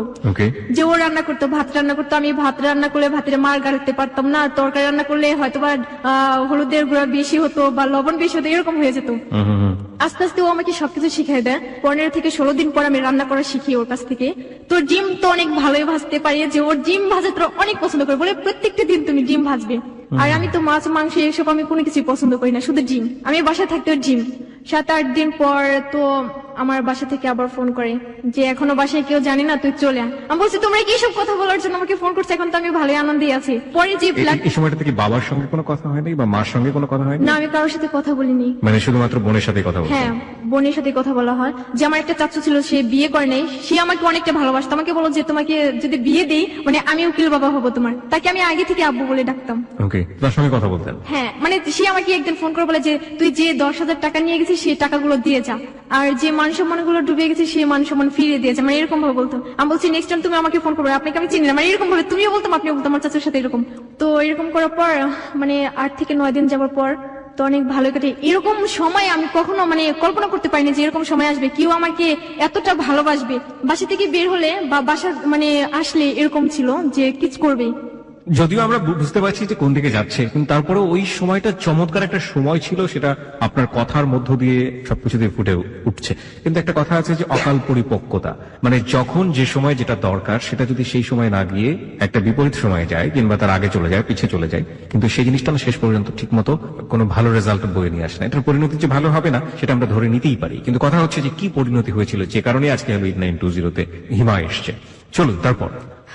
মানে কিছুদিন আমাদের লক্ষ্য করে যে ফ্ল্যাটে আমরা ছিলাম, পাশের মানে ফ্ল্যাটের লোক যারা আমাদের সাথে ছিল ভাড়া থাকে, তো তারা আমাকে বলে যে তোমাকে অনেকদিন যাবত লক্ষ্য করছি যে তোমার হাতে চুড়ি বা নাকে ফুল কেন তোমার হাজবেন্ড তোমাকে দেয়নি। তো আমি বলছি শহরে মেয়েরা এসব পরে না। আসলে তখন আমার নাক ফুটানো ছিল না ওরকম ভাবে। বলে তুমি কি চাও তোমার হাজবেন্ডের অমঙ্গল হোক? আমি বলছি কেন চাবো? বলে আচ্ছা ঠিক আছে, যদি না চাও তাহলে তুমি তোমার হাজবেন্ডকে বলো যে আজকে যেন তোমাকে নাক ফুল আর হাতে চুড়ি এনে দেয়। তো আমার তো জিদ যে আজকে তারা আমাকে এই কথা বলছে, আমাকে দিতেই হবে। বাসায় আসার পর আমি তো মানে গুমরা মুখ করে বসে থাকি। তো আমি বলছি যে তুমি আমাকে হাতে চুড়ি আর নাক ফুল না এনে দেওয়া পর্যন্ত আমি তোমার সাথে কথা বলবো না। পরে সেদিন রাতে আমাকে মানে নাক ফুল দেয়, হাতে চুড়ি দেয়, মানে দেওয়ার পরে আমি শুধু ওকে বলছি যে আমার নাক ব্যথা, তুমি আজকে আমাকে ধরবে না। বলে আজকে ঠিক তোমাকে বউর মতো মনে হয়, যে তুমি সত্যি আমার বউ। এরকম ভাবলে মানে কাটে। তো ওর আম্মু ফোন করে বলে যে এতদিন বাসার বাইরে থাকতে হবে না, তুই বাসায় চলে আয়, ওকে নিয়ে আয়। আমি বলছি না, আমি যাবো না, আমার লজ্জা করে। আমি আমার আম্মুর সাথে কথা বলি সেদিন রাতে, মানে 20 দিনের রাতে। তো আমার আম্মু তো মানে আমার সাথে কথা বলার জন্য পাগল হয়ে যায় যে আমার সাথে কথা বলবেই সেদিন। তো আমার বোন বলে যে দেখ তুই একটা কথা বল, আম্মুর সাথে একটা কথা বল। তো আমি সেদিন আম্মুর সাথে কথা বলি, তুমি আমাকে দেখতে আসবা। আমার আম্মু বলছে তোকে একদিন না দেখে থাকতে পারি না, তুই এতদিন কি করে থাকিস? তো আমি বলছি তুমি আমাকে দেখতে আসো। এখন আমার আম্মু বলছে তোর শ্বশুর বাড়ি থেকে কি সবাই আসছিল, তোকে দেখছে? তো রাকিব আমাকে শিখাই দেয় যে হ্যাঁ বলো যে দেখতে আসছিল। তো আসলে ওর ইয়াটা আমি বুঝি নেই। তো আমি আমার আম্মুকে বলছি হ্যাঁ দেখতে আসছিল, সবাই আমাকে দেখে আমি আমার শ্বশুর বাড়িও যাই। তারপরের দিন আমার আম্মু আর আমার চাচু, আমার আব্বু জানে না যে আমার আম্মু আসবে আমাকে দেখার জন্য। তো আমার ছোট চাচু মানে আমার যে মানে উকিল আব্বু বলতাম, সে আব্বুটা আর আমার আম্মু আসে। আসার পর দেখি অনেক মানে পিঠা এসব নিয়ে আসার পর রাকিব তাদের নিয়ে মানে বাসায় নিয়ে আসি। সেদিন আমি ঘুমেছিলাম, ফোন করে বলছে যে হিমা তুমি উঠো, যে তোমার আম্মু আসছে। আমাকে আবার এরকম একটা বাধা দেয় যে ও যখন নাকি বাসা থেকে বের হবে আমি যেন সিঁড়ির নিচে না যাই, যে যদি যাই আর ওর বুকের উপর দিয়ে হেঁটে যেন যাই, এরকম ভাবে আমাকে বাধা দিত। তো দরজার সামনে আমার আম্মু এসে আমার জড়িয়ে ধরে অনেক কান্নাকাটি করে। তো আমি অনেক কান্নাকাটি করে আম্মুকে মানে রুমের ভেতরে নিয়ে আসি। তো আমার আম্মু চলে যাওয়ার আগে রাকিবকে 2000 টাকা দেয়, 2000 টাকা দিয়ে চলে যাওয়ার কিছুদিন পর রাকিব আমাকে বলে যে আজকালকার ফকিনের করে মেয়ে বিয়ে করলে পরে 2000 টাকা কেউ দেয় না, 6-7 হাজার টাকার নিচে। মানে এরকম ফার্স্টে এই কথাটা বলে, আমার এতটা খারাপ লাগে। আমি বলছি তুমি আমাকে এই কথাটা বলতে পারলে, আচ্ছা তোমার আম্মু আমাকে কি দিচ্ছে, মানে এইসব নিয়ে একটু ঝগড়াঝাটি হয়। সেদিন ওর সাথে আমি কথা বলি না, পরের দিন সকালবেলা ও চলে যায়। 2 দিন পরে বাসায় আপনি গেলেন, রাইট? হ্যাঁ। বাড়িতে যাওয়ার পরে আপনার প্রতিবেশীদের রিয়াকশন কেমন ছিল? মানে তারা আমাকে কিছু বলেনি। আপনার হাজবেন্ডের সাথে করে নিয়ে গেছেন? হ্যাঁ। কিন্তু আপনার আব্বা কোনো কিছু বলেনি? আসলে আমি আমার আম্মুর সাথে যাইনি তখন। তাহলে তার কিছুদিন পরে আমরা যাই, আমি আম্মুকে সেদিন বলে দিই যে আব্বুকে যেন ম্যানেজ করে। আমার আবার মাথায় যাওয়ার পরে বাবা কি বলছিল? মানে বাবা কিছু বলেনি, কারণ আমার তো মাথায় প্রবলেম ছিল, টিউমার ছিল মাথায়। আপনার আগে থেকে টিউমার ছিল? মানে 2010 সাল থেকে আমার মাথায় টিউমার। তো ডাক্তার বলছে যে আমার যদি এটা এইভাবে মানে সেরে যায় তো সারবে, আর যদি না যায় তাহলে 6 মাসের গ্যারান্টি যে আমি বাঁচতে পারবো। ওকে, তারপরে কি সেটা গিয়েছিল ওটা? হ্যাঁ, সেটা চলে যায় আবার, মানে 9 থেকে 8 মাসের মতো আবার শুরু হয় সেটাই। আবার ফিরে আসাটা মানে আপনি যখন বিয়ে করার পরে, মানে বিয়ে করার পরে কিছুদিন যাবত রিসেন্টলি এটা ফিরে এসেছে। আপনার হাজবেন্ড এটা জানতো যে আপনার মাথায় টিউমার বা? হ্যাঁ, ওকে আমি সব বলছি। সব বলার পরেও সে আপনাকে বিয়ে করেছে? হ্যাঁ। তো আমার আব্বুকে ম্যানেজ করে আমি 26 তারিখে যাব। তো যাওয়ার আগে ওর সাথে রাতে মানে আমার এত ঝগড়া হয় যে মানে এরকম ছিল যে ওকে বলা ছাড়া আমি কেন বাইরে যাবো, আমি টয়লেটে যাবো তো ওকে বলে আমার যেতে হবে। তোরটা খারাপ লাগছিল যে ও সকালবেলা বের হয়, যে আর বাসায় আসার কোনো খবর থাকে না, অন্য সব মেয়েদের সাথে রিলেশন। তো সেটা আমি জানতাম না, পরে জানতে পারি। যাওয়ার পর আমি ওকে ফোন করে ফোনটা অফ করে রাখি, সন্ধ্যার পরে ফোনটা ওপেন করে। আমি বলছি তুমি সারাদিন ফোন অফ করে রাখো আর সন্ধ্যার পরে ওপেন করে রাখো, এর চেয়ে না রাখাই তো ভালো। মানে এরকম ভাবে ঝগড়াঝাটি হয়। আমি সেটা 2 ঘন্টা গোসল করি, সবাই আমাকে অনেক বকাঝকা করে। তো রাকিব এসে দেখে যে আমি গোসল করছি, গোসলখানা থেকে বের হইনি। তো বলে তুমি বের হও। আমি মানে বের হয়ে রুমের ভিতর আসি, তো দেখি একটা মেয়ের সাথে কথা বলছে আমার রুমের ভিতর, যে পাশের বাসার যে মেয়ে ছিল সেই মেয়ের সাথে, পপি নামের একটা মেয়ে। তো তার সাথে মেয়েটা আপনার রুমে চলে এসেছে? হ্যাঁ। ওকে। সেই মেয়েটা চলে আসছে, আসার পর আমার মানে কি বলবো, রাকিবের মানে গায়ে হাত দিয়ে কথা বলে, আর তুমি করে কথা বলে। আমার তো আরো বিরক্ত করা লাগে যে আমার হাজবেন্ডের সাথে ও তুমি করে কথা বলবে কেন? আমি তো জেদ, আমি সবসময় নাক ফুলিয়ে রাখি যখন আমার জেদ হয়। মেয়েটা আমাকে বলতেছে তুমি যখন ফার্স্টে আসছো তখন তুমি অনেক কালো ছিলে, এখন অনেক সুন্দর হয়ে গেছো, হ্যান ত্যান, মানে এই ধরনের অনেক কথাই বলে। তো রাকিব শুধু একটা কথা বলছে, এখন ওকে কিছু বলবেন না যে ও অনেকে রাগ করে আছে যে সারাদিন বাসায় ছিলাম না। তো মেয়েটার সাথে সাথে বলে উঠলো যে রাকিব তুমি কি কালকে ফ্রি আছো? যদি ফ্রি থাকো তাহলে তোমাকে নিয়ে একটু শপিং এ যাবো। আমার তো আরো খারাপ লাগে যে আমার হাজবেন্ডকে নিয়ে ও কেন শপিং এ যাবে। তো আমি ওর দিকে তাকাই, ও আমার দিকে তাকিয়ে থাকে, বলে হ্যাঁ আছে। আমি বলছি হ্যাঁ আপু আছে, তো আমি কালকে পাঠিয়ে দেবো, এরকম ভাবে বলছি। তখন আমি বলছি কি আপনি নেক্সট টাইম আমাদের রুমে ঢুকবেন না, আপনি আর কখনো এই রুমে আসবেন না, চলে যান এখান থেকে, আর আসবেন না, কখনোই কথা বলবেন না। আর যদি দেখি আমার হাজবেন্ডের সাথে আপনি কথা বলছেন তাহলে আপনি কি হবে আপনি ভাবেন। তো রুম থেকে বের হওয়ার পর রাকিব তো আমাকে বলে যে ওর সাথে এরকম ব্যবহার করছো। আমাকে কেন, যাও তুমি শপিং এ ওর সাথে। এমনিতে আমি সারাদিন বুঝতে পেরেছি একটা ঝগড়াঝাড়ি শুরু হয়ে গেছে আপনাদের মধ্যে। তারপর সারাদিন তো বাইরে ছিল, 10টার পর আবার বের হবে, বলে যে আমি র্যাকেট খেলতে যাবো। তো আমি বলছি না এখন যেতে পারবে না, বলে তোমাকে ছোট বাচ্চাদের এনে দেয় তুমি খেলো তাদের সাথে। তো আমি তো ছোট বাচ্চা পেলে অনেক মানে খুশি। 10টার পর বাসায় আসে, বাসায় আসার পর এখন আমি মানে ভাত খেতে বলি, ভাত খাবে না, মানে শুয়ে পড়ে। আমি আবার মানে আমার ওন্না ভিজে ওর পায়ে ময়লা ছিল, সেই ময়লাগুলো আমি পরিষ্কার করে দিই। পরের দিন আবার ও চলে যায়। আমি বলছি আমি আমার বাসায় যাবো, আমার বাসা থেকে আমাকে বলছে যে বাসায় যেতে, আমি বাসায় যাবো। তো বলছে কি আচ্ছা ঠিক আছে যাবো। সেদিন আমার সবচেয়ে ইয়ে ছিল যে 16 ডিসেম্বরে যেদিন আমি নাটক করি, আমি নাচ করি, সেখানে আমি থাকতে পারবো না, যে আমার স্কুল থেকে তো আমি ত্যাগ হয়ে আসছি, সেই প্রোগ্রামটা আমার দেখতেই হবে, আমি এরকম ভাবে ওকে বলছি। তো বলে আচ্ছা ঠিক আছে 16 তারিখে মানে 16 ডিসেম্বরে আমাকে নিয়ে যাবে। বলে আমার কাছে টাকা নিয়ে আমি কি করে নিয়ে যাব।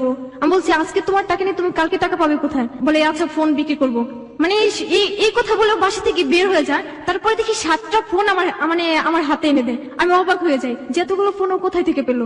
রাইট, আমরা অবাক হচ্ছি যে এতগুলো ফোন সে কোথায় পেলো। প্রিয় শ্রোতা, এই যে অবাকের জায়গাটি চমৎকার একটা সময়ের মধ্যে আমরা ছিলাম, কিন্তু একই সাথে আমরা কিছুটা হলো অবাক হচ্ছি। কিন্তু আমরা যে গেজের যে ব্যাপারটা, যে আমরা অনুমান করতে পারি যেটা সম্পর্কটা আসলে শেষ পর্যন্ত কোথায় গিয়ে দাঁড়াবে, সেই অনুমানের ব্যাপারটা নিয়ে সবসময় হ্যালো 920 একটা কথাই বলে থাকে। আপনি চিন্তাও করতে পারবেন না যে শেষ পর্যন্ত গল্পটি, জীবনের গল্পটি কোথায় গিয়ে দাঁড়িয়েছে। আজকেও ঠিক একই কথাই বলছে। কিংবা তারপর সাতটা মানে মোবাইল নিয়ে আসে, তো আমি তো অবাক হয়ে যাই। আমি বলছি তুমি এতগুলো ফোন কোথা থেকে পেলে? রাইট। তো বলছে তুমি এগুলো চার্জ দাও। আমি বলছি এগুলো চার্জ দেবো কোথায়? তখন আমার কাছে ছিল দুটা চার্জার, যেটা ওর একটা আমার একটা। আমি শুধু টয়লেটে যাই, এদিকে এসে দেখি ফোন নাই, অবাক হয়ে যাই আবারও।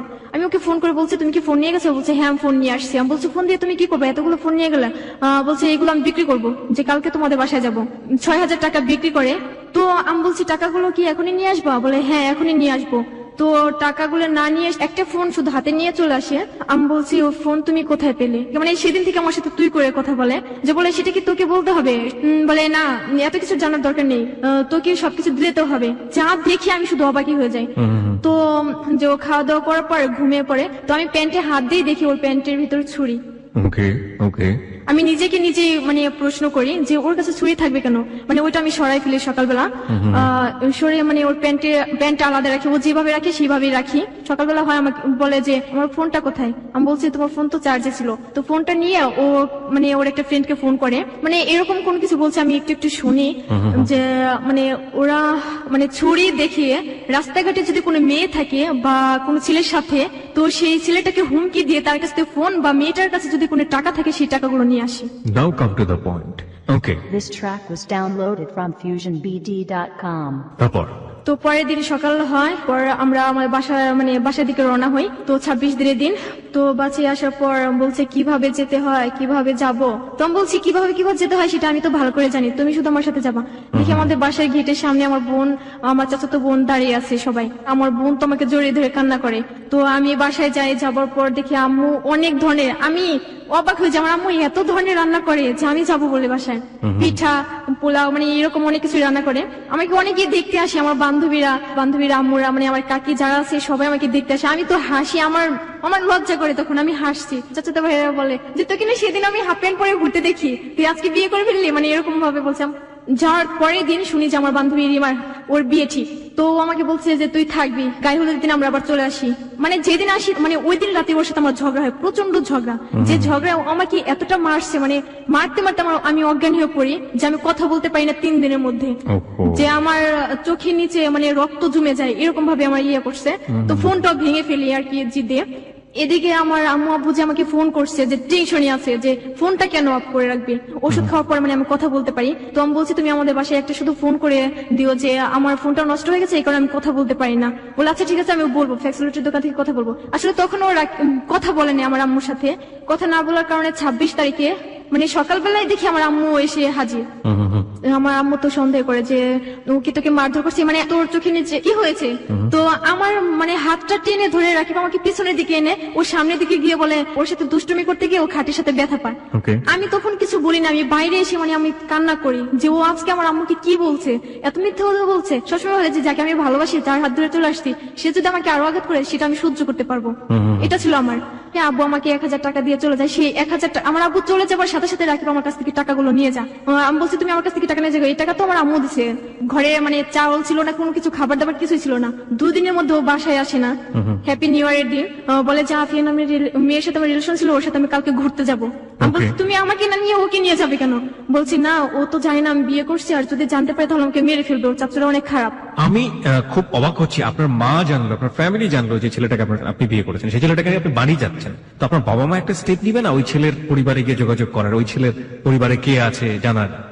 চেষ্টা করবে না? আসলে চেষ্টা করবে। আমাকে সবসময় এরকম ভাবে ধমকি রাখতো যে তুমি সবসময় বলবা যে আমার ফ্যামিলির সাথে তোমার ভালোই রিলেশন আছে, বা আমার আম্মু এসে তোমাকে দেখে যায়। ও আমাকে যেটা বলতো আমি সেটাই করতাম। আপনি ফ্যামিলিতে এটা বলতেন? সমস্যা কি? আপনার বাবা মা যেতেই পারে আপনার শ্বশুর বাড়িতে, সেটা রাকিব স্টপ করতো কেন? মানে স্টপ করতো কেন সেটা, মানে ও আমাকে বলছে আমাদের বাসাটা 6তলা বিল্ডিং, আসলে সেটা ছিল না, এই কারণে। আপনার বাবা মা রাকিবের সাথে সরাসরি কথা বলতো না যে আমরা তোমার বাবা মার সঙ্গে কথা বলতে চাই, দেখা করতে চাই? হ্যাঁ বলতো, যে আমার আম্মু যদি এই কথা বলতো, অন্য কথা বলে আমার আম্মুকে ভুলে ফেলতো, এরকম ছিল। আপনার বাবা রাকিবের সাথে কোনো কথা বলেনি? বেশি কথা বলতো না ওর সাথে। আপনার সাথে কথা বলতো না? আপনাকে তো অনেক আদর করতো। হ্যাঁ আমার সাথে কথা বলতো। ওকে, তারপর?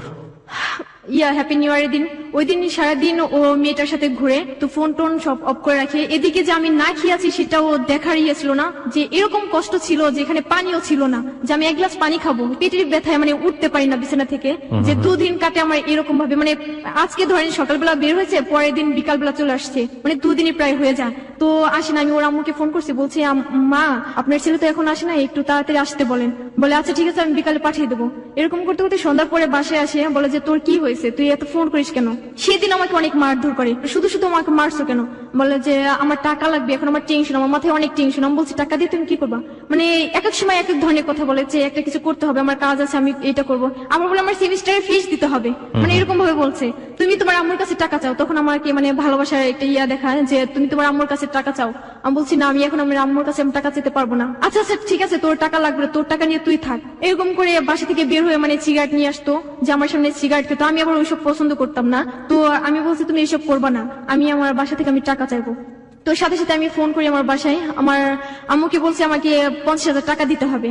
তো আম্মু তো বলে যে তোর আব্বু কি শুনবে? তখন আমি বলছি আমার মাথায় আবার টিউমার হয়েছে, ওর কারণে আমি মিথ্যা কথা বলি আমার আব্বু আম্মুর কাছে। আর রাকিব আমার আম্মুকে বলছে তখন আমি সেমিস্টারের ফিস দেবো, আমার এই পরীক্ষাটা শেষ হলে পরে তারপর আমি যে কোনো একটা জব করবো, এরকম ভাবে বলতো। আম্মু বলে আচ্ছা ঠিক আছে, কালকে সকালবেলায় চলে আসো। যেদিন যাবো সেদিন থেকে রাকিব আমাকে বলে যে তোমার আব্বুকে বলো তুমি টাকা দিতে বলো, যদি তুমি আমার সুখ চাও তাহলে আমাকে টাকা দাও, এরকম ভাবে বলি। কাকি এসে আমাকে বলে যে আমার আব্বুকে বলছে ভাইয়া আপনি এই কাজটা কখনো ভুলে করবেন না, যে আপনি ছেলেটাকে চেনেন না, অচেনা অচেনা হয়তো বা এখনো ভালোবাসা দেখাচ্ছে, হিমাকে ভালোবাসে, পরে যদি এরকম না হয়, যদি ছেলেটা চলে যায় তখন কি হবে? আম্মু তো আমার কান্নাটা সহ্য করতে পারে না, আমার আম্মু তো আমার আব্বুকে ম্যানেজ করে ফেলছে যে টাকা দিতেই হবে। যে এরকম আমরা 5 থেকে 7 দিন থাকি, থাকার পর আমার আব্বু টাকা দেয় 20,000 টাকা। মানে যেদিন টাকা দেয় সেদিন আবার আমাদের বাসায় আবার অনুষ্ঠান ছিল, আমার ফুপিরা সবাই আসে। আমার চেহারাটা দেখেও সবাই অবাক হয়ে যায় যে আমি এতটা স্বাস্থ্য মানে এসেছিলাম আর এখন কি হ্যাংলা হয়ে গেছে। সবাই এরকম ভাবে বলে, আমি মানে সবার সামনে যেতে লজ্জা করতাম। আমার তো আমার ভাইয়াদের সাথে খেলতে যায়, 4টা বাজে, তো সাথে সাথে রাকিব চলে আসে। আমার বলতেছে যে তুমি তোমার আব্বুর কাছে টাকা নিছো? আমি বলছি না, একটু পরে দেবে। বলছি একটু পরে কখন দেবে? তখন আমার মানে আমার পায়ে লাথি মারে। ওকে ওকে। সেই লাথি মারটা আমার বড় বোন দেখে, বড় বোন দেখে পরে ও মানে আমাকে ডাকে, বলে তুই এখানে। তো আমি যাই, আমাকে বলে তুই এত তোকে অনেক মারধর করে না? আমি বলছি না, এমনিতে এখন তোর রাগ হয়েছে এই কারণে, ও আমাকে একটা কথা বলছে এই কারণে কথাটা শুনিনি। আমার বোন বলে যে না তোকে মনে হয় অনেক অনেক অত্যাচার করে, এরকম বলছে। আমি বলছি ধ্যাত তোমরা কি বলো, রাকিব আমাকে অনেক ভালোবাসে, অনেক ভালোবাসে, তোমাদের থেকে বেশি ভালোবাসে, এরকম বলে আমি রুমের ভিতরে গিয়ে আবার কান্না করি যে আমি ওর কারণে কি মিথ্যা কথা বলছি, আমি আমার ফ্যামিলিকে মিথ্যা কথা বলছি, আমি মিথ্যা কথা বলা পছন্দ করতাম না, আর ওর কারণে আমার বলতে হয় আজকে। তো আব্বু টাকা দেয়, তো রাকিব আমাকে ওই 20,000 টাকার মধ্যে থেকে 1,000 টাকা আমাকে দিয়ে যায়, ও চলে যায় আমাকে রেখে। আমি ওর সাথে যাওয়ার জন্য করি যে আমি যাবো, আমি তো জানি যে ওর সেমিস্টারে ফিস দিবে না, আসলে টাকাটা এভাবে নেয় যে ও জুয়া খেলে, যে জুয়া খেলার ওখানে ঋণ হয় 20,000 টাকা, সেই টাকা আমাদের বাসা থেকে নেয়, সেটা আমি জানি না। এই কারণে আপনি জানলেন কবে? মানে জানি তার কিছুদিন পর ওর একটা ফ্রেন্ড আমাকে ফোন করে জানায়। ওর ফ্রেন্ড আপনার নাম্বার গুলো কি? ওর ফ্রেন্ড রাজীব, ও তো নাম্বার জানে। তারপরের দিন থেকে আমি ফোন দিলে ফোন রিসিভ করে না, মানে এসএমএস করে এসএমএস এর রিপ্লাই করে না। আসলে তখন আমি প্রেগনেন্ট ছিলাম। কোথা থেকে কোথায় যাচ্ছেন? আসলে আমি বুঝতে পারতাম না যে আমি নিজেই প্রেগনেন্ট, মানে আস্তে আস্তে বুঝতে পারি। আলটিমেটলি খারাপ লাগার জায়গাটা থেকে আপনি পরবর্তীতে গিয়ে বুঝলেন যে আপনি আসলে প্রেগনেন্ট। কি হয়ে বুঝলেন? আমার বমি আসতো বা আমার কোনো কিছু, আমার গন্ধ এরকম ভাবে থাকতো। তো সেদিন আসার পর আমাকে বলে ঘুরতে যাবো, বলছি এখন তো ঘুরতে যেতে পারবো না, এখন সন্ধ্যা লেগেছে, যদি কোনো কিছু হয়ে যায়। আচ্ছা ঠিক আছে যাবো না, একটু যাবো খেজুর গাছের ওখানে আমাকে নিয়ে যাই। ওখানে নিয়ে আমার হাতটা ছেড়ে দিয়ে ফোন করে একটা মেয়ের কাছে, মানে রুবা নামের একটা মেয়ে। তো বলছে তুমি কার সাথে কথা বলো? বলে তুমি তো নেই, এই কারণে টাইম পাস করার জন্য। আপনাদের বাড়িতে থেকে ওই ধরনের আচরণ করছে? হ্যাঁ, যে ও আমার সাথে এরকম করছে আমি কাউকে বুঝতে দেন আর কি। কি বলবো, ওর বুকের ভিতর আমাকে জড়িয়ে ধরে রেখে অন্য মেয়ের সাথে কথা বলে, বলে যে কালকে দেখা হবে। মেয়েটা তো ফোন দিতেই আছে যে ওর সাথে দেখা করবে। তখন আমার হাতে লাঠি ছিল, ওই লাঠি দিয়ে আমি রাকিবের পা একটা আঘাত করি। এবং আপনার নিজেরও একটা মাথায় মারা উচিত। আমার শোনার পরে একদম ভেতরের ফিলিংস যেটা হচ্ছে, প্রথম কথা হচ্ছে একটা বাবা মা কতটা কাণ্ডজ্ঞান হতে পারে একটা ফ্যামিলির। একটা ছেলেকে বিয়ে করেছেন আপনি, তাকে তার বাড়িতে কে আছে কোথায় আছে সে ভুলিয়ে ভালিয়ে রাখছে, কোনো খোঁজ খবর নিচ্ছে না। বাবা মা এটা মেনে নিয়ে এরকম একটা ছেলেকে, যে যার সাথে আপনি হ্যাপি নেই, বাবা মা তো আপনার ফেস দেখেই বুঝতে পারবে যে আপনি হ্যাপি আছেন কি আছেন না। তারপর সে ছেলেটাকে লালন পালন করে যাচ্ছে, এবং সেই ছেলে আপনাদেরই বাড়ির মধ্যে বসে আরেকটা মেয়ের সাথে চুটিয়ে প্রেম করছে। আপনার বয়স আবার সেখানে ক্লাস 8-এ পড়া একটা নিয়ে আপনি, সে আপনার চেয়ে কয়েক বছরের বড়। ভুল তো আপনি একা করেননি, ভুল করেছে একেবারে, যে একটা কথা আছে না যে 14 গোষ্ঠী মিলে, হ্যাঁ, মানে চারপাশের যা আছে সবকিছু মিলে ভুলটা হয়েছে। তারপর চলে যায় আর আমাকে ফোন করে না। ফেব্রুয়ারি মাসের 2 তারিখে ও আমাকে ফোন করে বলে আজকে আমি আসবো। রাকিব আসার কথা বলে আর আসে না।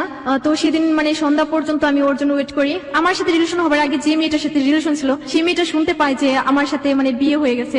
তো এই কারণে ও ঘুমের এবং ট্যাবলেট সেটার জন্য সেটা আপনাকে বলছে যে এই মেয়েটা হসপিটালে আছে, সুতরাং আমি আসতে পারবো না, হ্যাঁ। তার সেবা যত্ন করছি আমি ওখানে। হ্যাঁ এরকম বলছে যে তাকে আমি দেখতে যাব। আমি বলছি সামান্য ওই মেয়েটার সাথে রিলেশন ছিল এই কারণে ও দেখতে যাবে, তাহলে আমি অসুস্থ হলে অবশ্যই ও আমাকেও দেখতে আসবে। ব্লেড নিয়ে এসে ইচ্ছা মতো হাত কাটি। এবং এটার এই জন্যই করলেন যে আপনাকে যেন সে দেখতে আসে। হ্যাঁ এই কারণে আমি করি। ভেরি সিম্পল ইকুয়েশন, সহজ সরল মনে যা ঘটে যায় একের পর এক, এবং পাগলামোর যে চূড়ান্ত সেটার একটা বেস্ট এক্সাম্পল হচ্ছে আজকের এই হ্যালো ইট 920। আপনার হাতের একটা ছবি আমরা হ্যালো ইট 920 দিয়ে দিচ্ছি। প্রিয় শ্রোতা, ইমোশনাল একটা মানুষকে কতটা বিবেকহীন করে ফেলতে পারে এবং কিশোর বয়সে এটার রেঞ্জটা কতটুকু আপনারা একটু দেখুন ফেসবুকে এসে, যে হাতটাকে সে কিভাবে ক্ষতবিক্ষত করেছিল। ও মাই গড। ফেসবুকের ঠিকানা হচ্ছে www.facebook.com/hello8920। আরো একবার বলছি, facebook.com/HELLO8920। ওখানে গেলে দেখতে পাবেন, যারা ইতিমধ্যে আছেন তারা তো দেখতেই পাচ্ছেন। পেজটিতে লাইক দিয়ে দিলে আপনি পার্মানেন্টলি মেম্বার হয়ে যাবেন, তখন hello 892 যাবতীয় অ্যাক্টিভিটিস আপনি অবগত থাকবেন। তারপর বলুন। আমি হাত কাটার পর আমার জ্ঞান ছিল না। আমার বোন আমাকে অনেক খোঁজাখুঁজি করে, যে বাগানে গিয়ে দেখে যে আমি বাগানে পড়ে আছি। জ্ঞান ফেরার পর আমার বোন আমাকে মুখে একটা থাপ্পড় মারে যে তুই কি পাগলামি করিস। তো ফোন করে দেখে ফোনটা অফ করে রাখে। আমি বলছি আমার সাথে ওর সাথে ঝগড়া হয়েছে এই কারণে যে ও ফোনটা অফ করে রাখে। রাত 10টা বাজে ওর একটা ফ্রেন্ড রাজীব, তার নাম্বারটা আমি আমার চাচাতো বোনের কাছে দিই। তো আমার চাচাতো বোন ফোন করে বলে যে হিমাজি এরকম কাজ করছে, আপনি ওকে একটু বলেন যে ও যেন তাড়াতাড়ি ওকে দেখতে আসে। তো 10টার পরে রাকিব ফোনটা ওপেন করে, সাথে সাথে রাজীব ওকে ফোন করে জানায় যে এরকম আমার অবস্থা। তো রাকিব আমার বোনকে ফোন করে বলে যে আমি যা শুনছি সেটা কি সত্য? বলে হ্যাঁ সত্য। তখন আমার সাথে কথা বলার জন্য ফোনটা করে। তো আমি ফোনটা নিই। ফোন নেওয়ার পরে আমাকে বলছে কি রে তুই কি সত্যি হাত কাটছিস? আমি বলছি কেন কাটবো, কান্না করি আর এই কথা বলি। এরকম ছিল, আমি ডাক্তারের কাছে যাই না যে আমি ওষুধ খাবো বা ব্যান্ডেজ করবো বা সেলাই করবো, কোনো কিছুই না। বলছি যে পর্যন্ত রাকিব না আসবে সে পর্যন্ত আমি কোনো কিছু করবো না। সকালবেলা 10টার সময় ফোন করি, বলে যে আমি এখন আসতে পারবো না, আমি একটু বিজি আছি, এরকম ভাবে বলে। আমার নানু বাসা থেকে আমার আম্মু টাকা পায়, 3 লাখ টাকা পায়, সেখান থেকে আমি 1.5 লাখ টাকা নিয়ে আসার জন্য করি। যে আমি ব্যাগে যে টাকা রাখি সেই টাকাগুলো আমার বড় বোন দেখে। আপনি টাকা চুরি করে বাড়ি থেকে পালাবেন? হ্যাঁ। এটা কি রাকিব আপনাকে বলেছিল? রাকিব এরকম ভাবে বলছে যে আমি তোমাকে এনে খাওয়াবে কি রাখবো কোথায়? আমি বলছি এই কথা তো তুমি আমাকে আগে বলোনি, যে এটা তো বিয়ের আগে করার কথা ছিল। তখন আমি ভাবছি আমি যদি টাকা নিয়ে আসি তুমি আমাকে নিবে না। বলে যদি টাকা নিয়ে আসতে পারে তাহলে আসবে। আমার বোন এদিক দিয়ে আমার ব্যাগ থেকে টাকাগুলো সরিয়ে ফেলে। আমি আর দেখি না যে ব্যাগে টাকা আছে কিনা। আমি যে টাকা নিয়ে যাবো সেই টাকা দিয়ে ও অ্যাডভান্সটা দেবে, এরকম ছিল। তো আমি যাওয়ার পর এখন বাড়িওয়ালা তো টাকা নেওয়ার জন্য আসছে, যে আপনি আসছেন তো টাকাগুলো আগে দেন। যে ব্যাগে যখন আমি হাত দিই টাকাগুলো না দেখি তখন আমার তো অন্যরকম, যে এখন আমি টাকা পাবো কোথায়। তো আমি রাকিবকে বলি, রাকিব বলে যে এটা তো